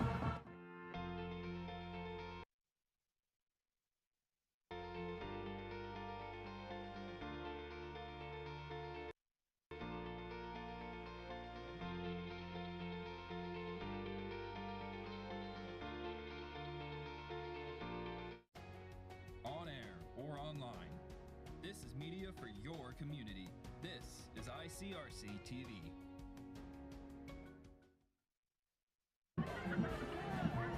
"12 minutes are on the clock. Here's when we begin our fourth quarter. There's a look at our cable TV replay schedule for this game. Saturday at midnight.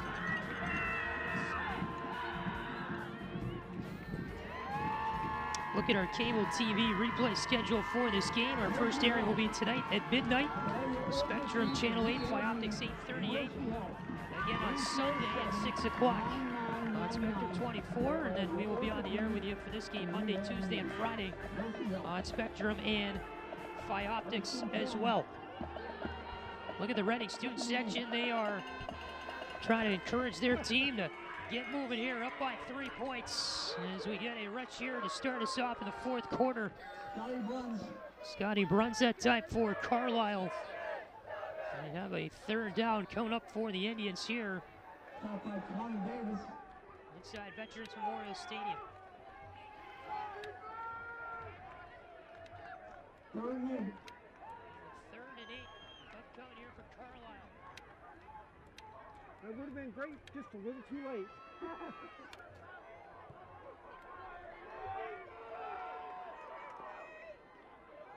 Keeping it, Larison. Does he have enough? On a keeper. Stopped by a host of Blue Devils. Split the pot, split the pot. Last 4 digits, 96, 96. Split the pot. Last 4 digits, 96, 96. The whole number is 914, 96, 96. Split the pot. Goes with the talking stick.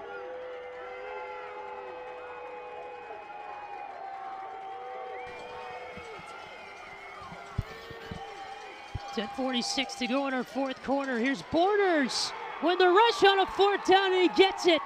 First down, Carlisle. They convert it on a 4th and long, and it's Borders, the guy who's been doing it all year for them, continues on in the playoffs.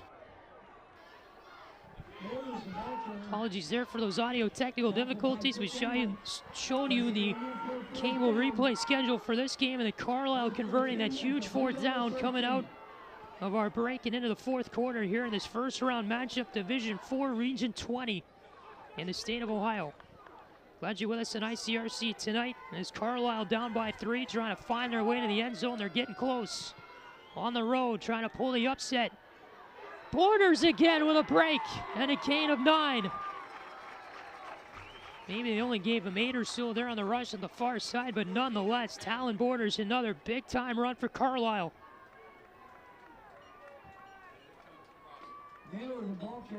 As we have played about 2 minutes here in this fourth quarter, the Indians pounding their way up the field. You have a 2nd down and 2 here, they say, a very long 2 yards from the 5-yard line. Larison, Borders, down to the 2 or 3. And you have a 3rd down coming up here. They say he didn't quite get the first. Maybe a 3rd and very short 3rd and inches here maybe for Carlisle.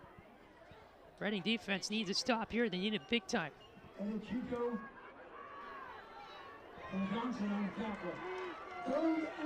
Auto breaks up for Carlisle. 3rd and 1 from the 3. Larison right up to the line for the under center snap. Spins away, the handoff. Naylor, does he have it? Yes, he does. Touchdown, Carlisle. And they retake the lead with 8:55 to go in the fourth. Bryce Naylor comes up with it again for the Indians. Just pushes and punches and prods his way forward into the end zone for the TD, and the road team, the Carlisle Indians, back on top by 3, maybe 4, pending this PAT. Or are they going to go for 2? No, they're going to just go for 1. There's a little bit of confusion over there on the sideline. They decide to settle for the extra point. And on for that is Derek Sprandl. It's been perfect tonight, but this snap well off. They give it to the holder. That's Larison, and he'll just throw it to empty space in the end zone. So that's big because it keeps it a 3-point game here with less than 9 to go in the fourth. It's just a bad snap that was well wide of Larison, the holder, and Sprandl just could not obviously kick the football because of that. So Larison flung it to the end zone for safety, incomplete. And instead of a 4-point lead for Carlisle, it's a 3-point 20-17 advantage. So why does this game matter? Well, the winner will take on Versailles or Summit Country Day in the regional quarterfinals next Saturday at 7 o'clock. Versailles up big in that game at last check. They'll likely hold on and beat Summit Country Day, so more than likely the winner of this one takes on Versailles at the better seeded team's home field. So if Reading wins, it would be here in Reading. Carlisle wins, that game would be at Versailles, if Versailles in fact were to hold on and win tonight over Summit Country Day. It was 42-7 at half in that game. The last score update that we have received from the Versailles Summit Country Day contest. So we will monitor that, but this game, a lot of fun as well here in Reading. Kickoff rolls its way on the ground, picked up here by Jordan Feld. And he's got a decent return here for the Blue Devils out past the 40-yard line. Antoine Glick returns the kickoff about 21 yards. So can the Blue Devils come back and respond with one of their signature offensive drives here in a critical moment? I think all moments are critical now in this game. Single elimination, Division IV, Region 20, first round of the playoffs. You lose, your season's over. You win, you move on to the regional quarterfinals next week.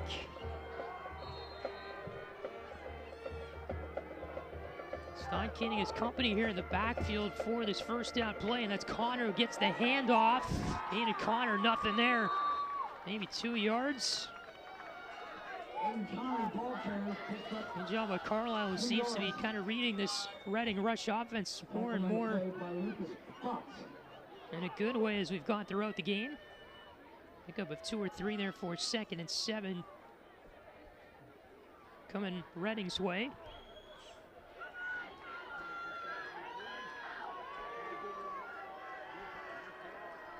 Connor again in the backfield here with Steinkening. Man in motion, comes across. Steinkening, a pass over the middle, just incomplete. Over the outstretched hand of number 6 in blue. That's Jaden Bemis. Double fake there by Steinkening and just out of his reach. Could have needed that there. Reading could have used it for sure. 3rd and 8 coming up. 8:08 to go in the fourth quarter. This is a big one. Steinkening looking to pass again. Got a man down the field. It's tipped away at the last moment. Coming in to make the defensive stop was Silas Borders for Carlisle. They were looking down the field for the home run. What a play there by Silas Borders. Knocked it free from the intended target, and Jordan Feld. And you have a 4th and 8 officially coming up for Reading. This Carlisle defense has shown up when they've needed to this year.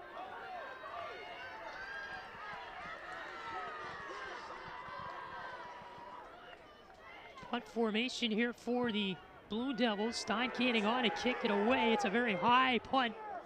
It lands there on the Carlisle 35. Will take a bounce up to the 36 or 37 when it's touched up by Reading. So they'll pin Carlisle kind of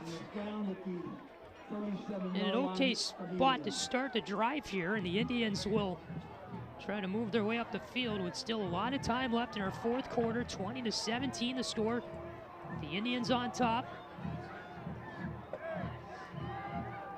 If Carlisle were able to score in this drive, it would make it that much harder for Reading on their home field trying to come back in this one. We potentially have what would be on paper an upset from this game tonight, and we'll have to see. Larison and company back out on the field. The Carlisle offense. Larison, a handoff. Not a whole lot there for Naylor, who they go to on first down.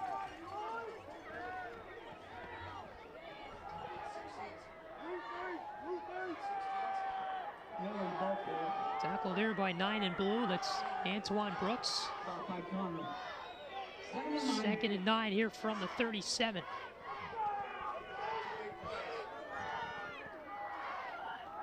Larison pitch, Talon Borders. Look at his space he's got at the far side of the field, and Borders with a first down rush. Carlisle fans going nuts. Chains move for the Indians. Near the 7-minute mark of our fourth quarter. Another look. And this pitch play to Talon Borders, this senior. There's a reason why he was 3rd in the SWBL and rush yards this year.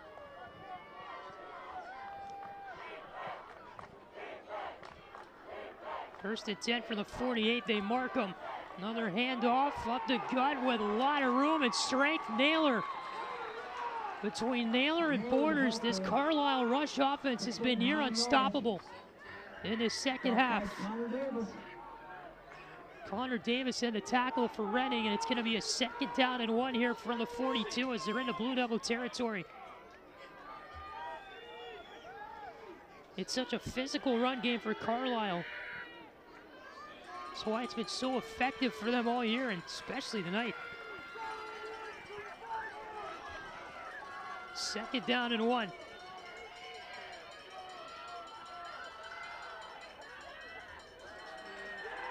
Handoff, Naylor, does he have it? Yes, he does. Plenty of room there for the first down.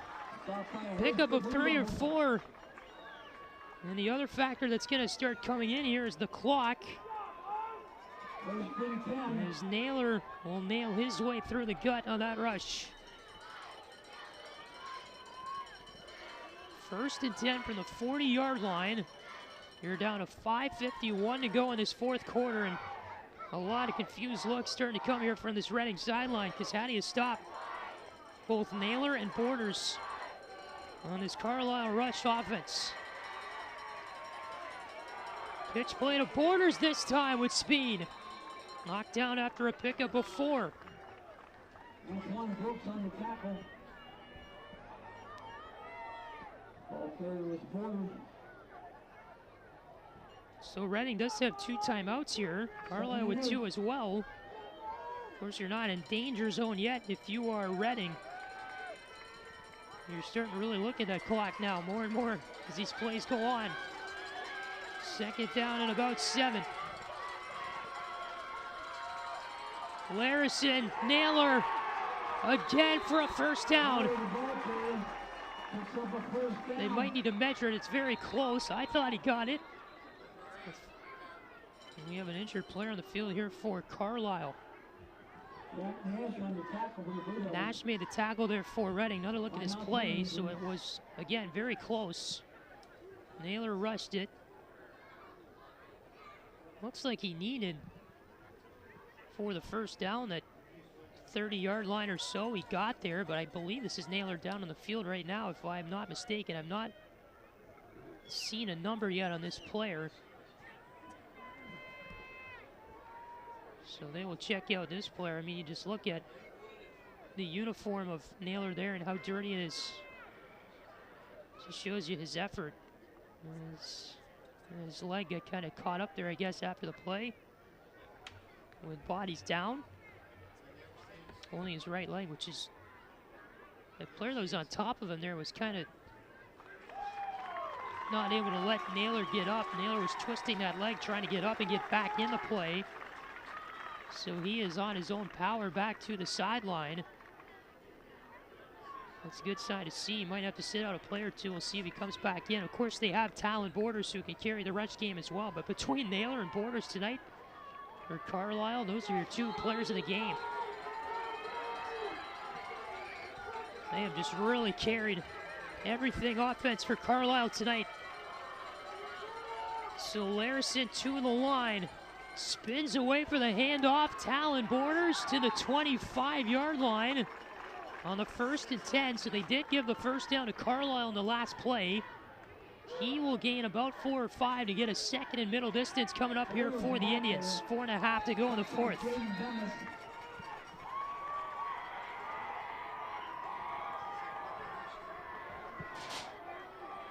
Of course, Carlisle trying to eat up as much clock as they possibly can, just taking their time here in this 4th quarter. Later stages of it now in our first round matchup. Division 4, region number 20.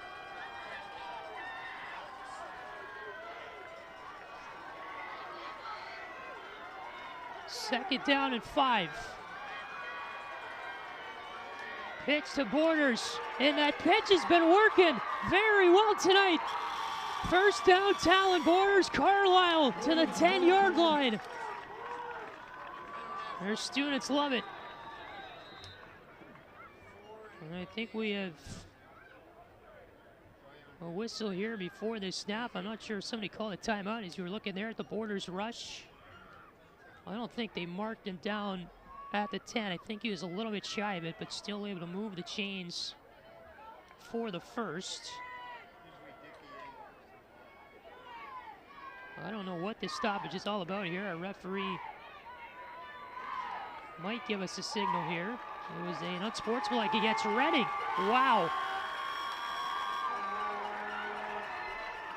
Needless to say, but an untimely penalty for the Blue Devils.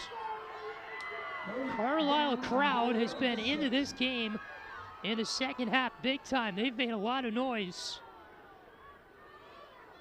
And they might be making more noise here as the ball down at the 5-yard line for a 1st and goal, I guess officially here from the 6.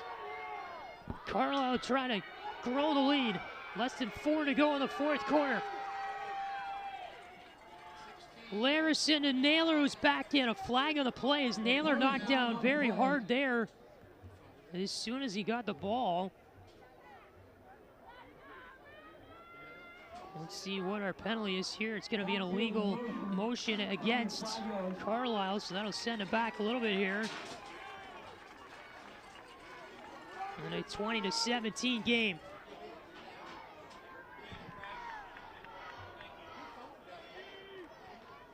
.335 to go in our 4th quarter.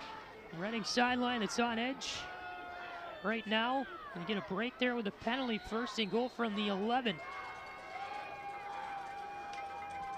Indians trying to pull the upset, the 13 seed over the 4 seed here in this bracket. Pitch play, another flag. This is a false start against Carlisle. And the penalty's just killing this Indians team right now as the Reading crowd likes that call. You can hear them trying to cheer their team on. They've been pretty quiet here in this 4th quarter. That play was blown down immediately because of the motion down low. 3:20 left in the 4th. Clock continues to click along here. Later part of regulation. 1st and goal for Carlisle from the 16-yard line. Rolling out for the pass. That is caught for the touchdown. They surprise him again with a pass game. Carlisle fans on their feet as the catch was made by Grant Cheney for the 2nd touchdown reception of the game for him. Larison rolls out again for a pass that's pretty much identical to the play they ran earlier in the game to do the same thing. And Carlisle up by 9 with 3 to go.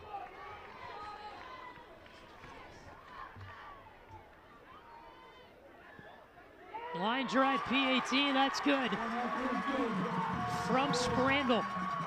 And the Carlisle Indians march off the field with their crowd on their feet. They are fired up big time. A 10-point lead for the Indians with 3 to go in the fourth quarter. At 27-17, another look at this pass play. Wide open down the field. I think Reading was expecting rush again, but Cheney found the room in that corner to make the grab for the touchdown catch. And now it's going to be defense time here for the Indians after the kickoff. Reading will need a touchdown and a field goal, plus a PAT to try to tie this one up.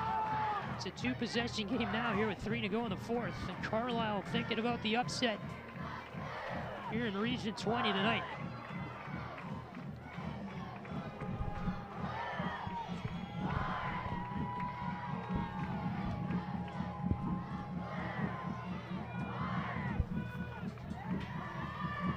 So the ball in the tee, Sprandl will kick it away.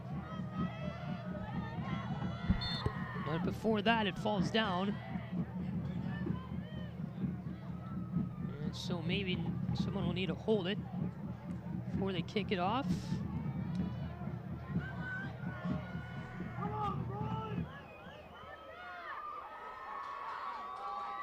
So Sprandl will re-step this one here. And wind is picked up just a little bit in this fourth quarter, but he will be able to kick it off the tee this time. Line drive that goes through the legs of the returner over there on the far side for Reading. Well, that was Brooks trying to get it, but he misread the bounce, I guess. As we are going to have the Reading possession here, I want to thank all of our great crew. Bottom of your screen, Jason Dudley, our executive producer, Dean Lowry, our producer, all of our great camera operators tonight here from Reading. Other people working in the truck this evening. Is our pleasure to bring this one to you on a Saturday. We hope you've enjoyed it between Carlisle and Reading. We're not over yet, though, here from Veterans Memorial Stadium. Stein Canning, long pass down the field, well over the head of Feld. And they were trying to go for the home run again. Didn't quite work. There's Carlisle ready for it, 2 in coverage.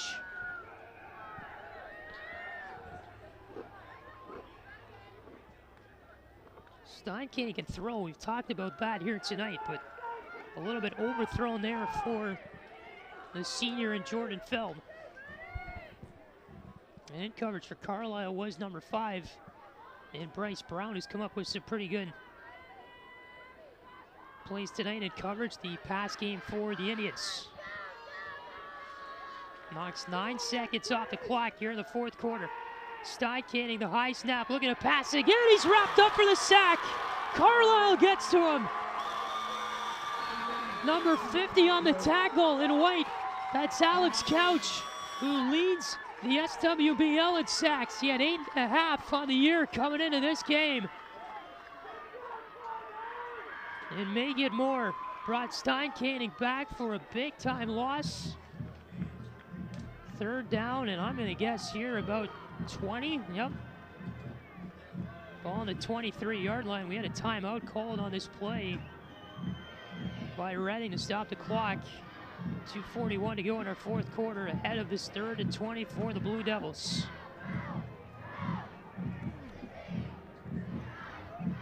It's been a tough second half for Reading. Trying to do anything on offense. It's really been the pass game has continued to be an issue tonight for the Blue Devils when they've needed it to work. I mean, the examples here just on this drive. Stein Canning trying to go down the field. He can't find his receivers. He overthrows them or underthrows them, or Carlisle's coverage has gotten in the way. Sometimes Stein Canning pressured too early. He had to get rid of it. This Indians team was resilient all year. They showed up tonight. Another pass. 3rd down. Stein Canning, far side, incomplete, out of bounds. Was the intended target, and Minton 4th and 20 with 2:36 to go. And this might be your ball game right here with Reading down to 1 timeout.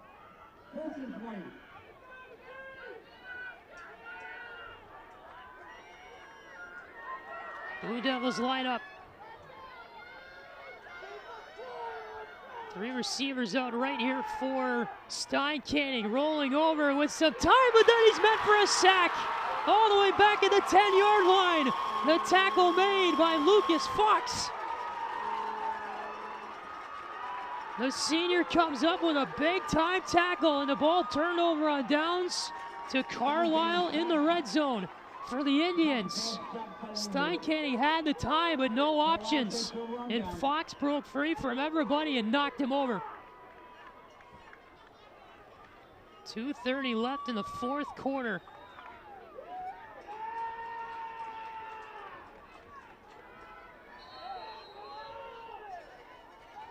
Ten-point lead for Carlisle, so what do you do here? They're right there, close to the end zone at about the 13-yard line or so. 11, 12, or 13-yard line, however you want to put it, right here. With 2:30 left. This will be a pitch play. Borders are going to try to get him something on the outside. Talon Borders will gain 3 or 4 there for the Indians.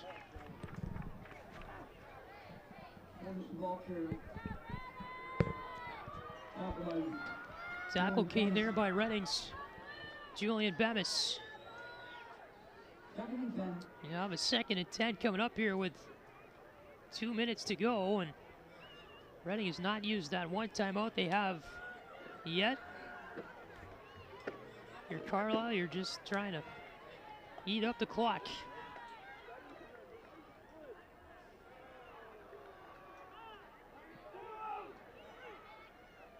Larison was hit, he got the pass off, and it's caught for the touchdown. Cheney for the 3rd time tonight. The touchdown reception might as well put this one to bed. 33 points by Carlisle to Reading 17 with 1:38 to go in the 4th.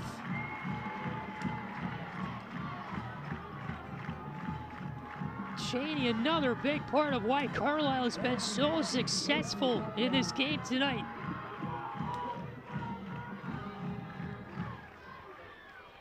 Indians put up another big score. And this kick is going to be good. The PAT try is made there by Derek Sprandl.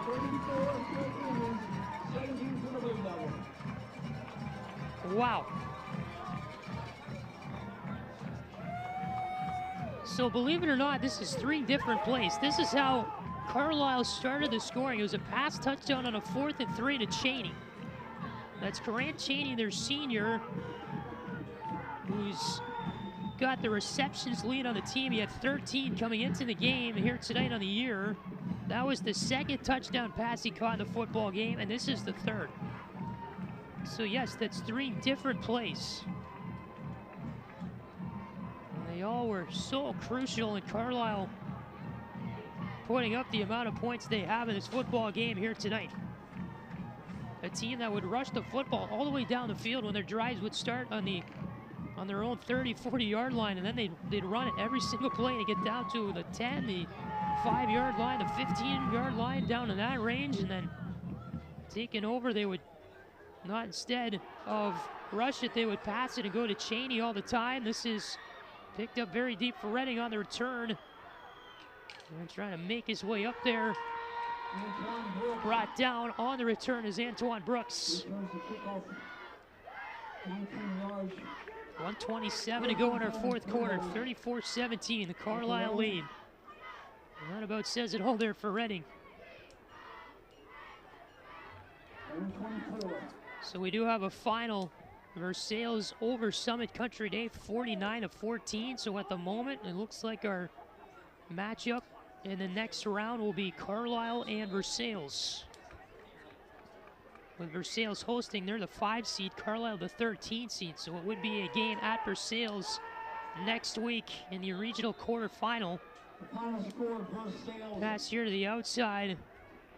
is complete. 49-14 over 7.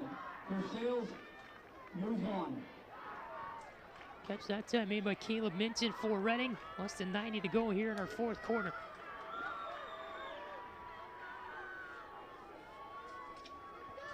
Stein-Caning, the throw, near side, there's a catch. Julian Bemis up that near side of the field, brought down for a first down, close to the 40.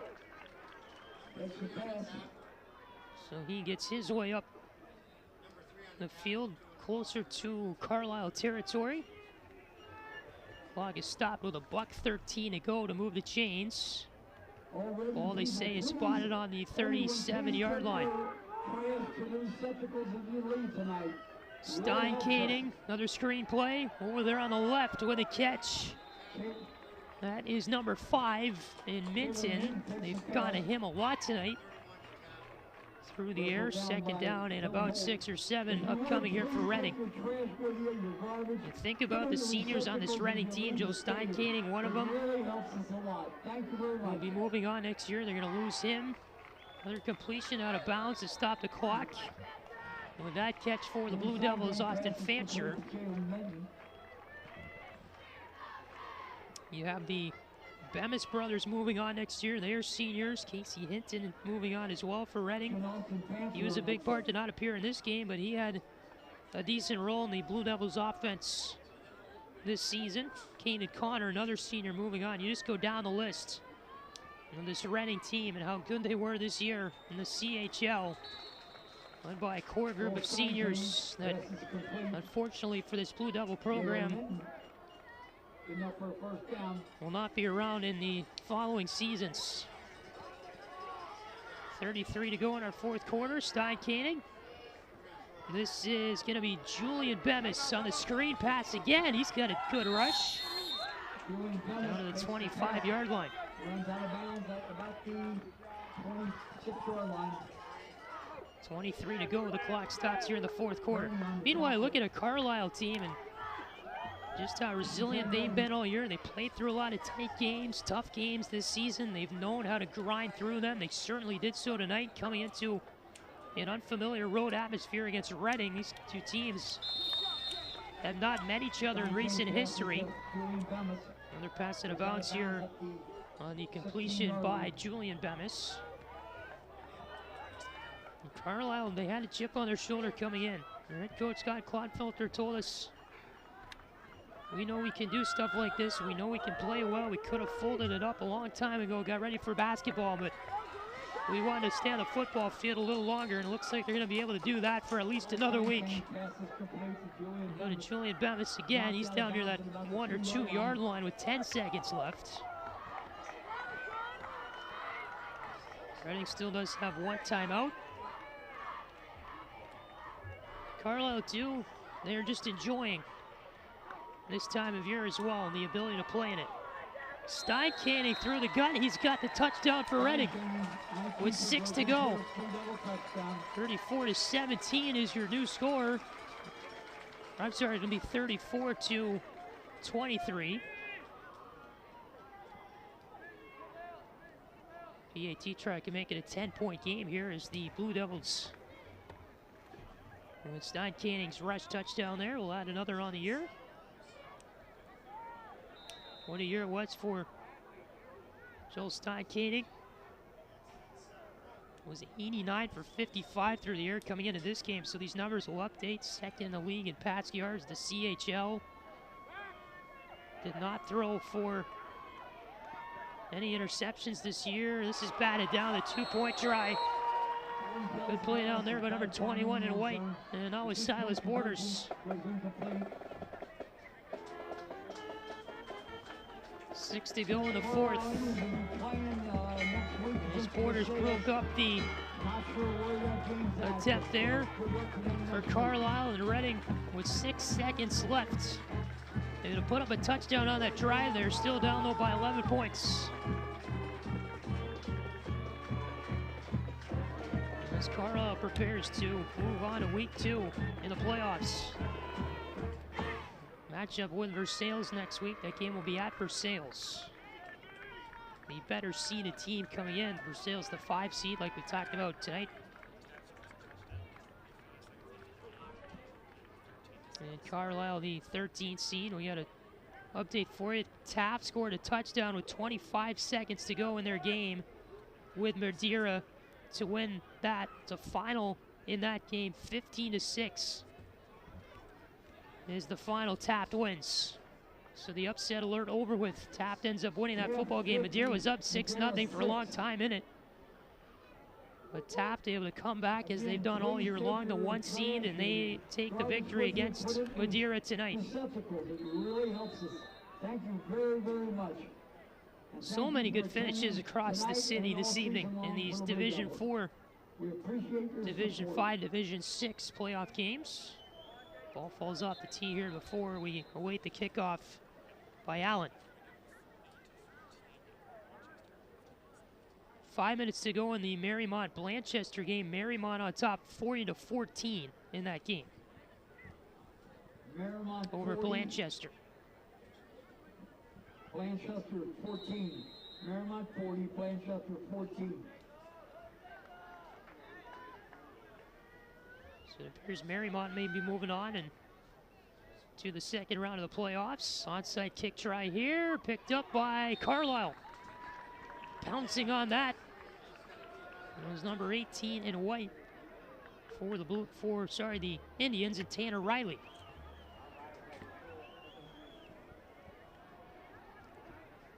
So 5 to go, they just need to take a knee and be done with it here.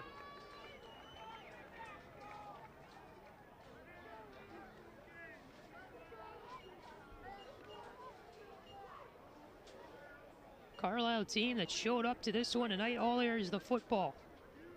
Offense, defense, special teams, they were ready. Reading team that made some good plays tonight as well. They put up a good effort, but Carlisle just came in and turned a lot of heads by their physicality and the way they played in this game. Knee is taken by Cole Larison, and we have an upset here in Region 20 from Reading tonight. The Carlisle Indians from the SWPL come in and pull out the win. 34-23, your final. The season over for the Blue Devils. Pretty good one they had, finishing second in the CHL, just behind Wyoming. Great offensive core, defensive core the Blue Devils put out on the field this year. The majority of them moving on as seniors this season. But Carlisle moves on to live another day. Scott Clodfelter and his squad very happy. Their crowd that traveled down here extremely thrilled as well. And the Indians set up for a matchup next week with a 5 seed in Versailles a week from tonight at 7 o'clock on Saturday against Versailles in Versailles for the Indians.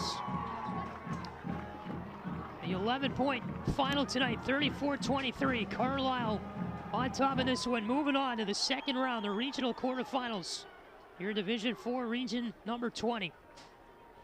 All of our great crew, hard-working ICRC crew, running the cameras in the truck tonight. Dean Lowry, our producer, Patrick Eschen saying so long good night from Reading, Ohio this evening. The pleasure was to bring this one to you as Carlisle moving on, 34-23. They beat Reading in the second round next week. Thanks so much for tuning in, everybody, and we'll see you next time right here on ICRC-TV. Have a great night.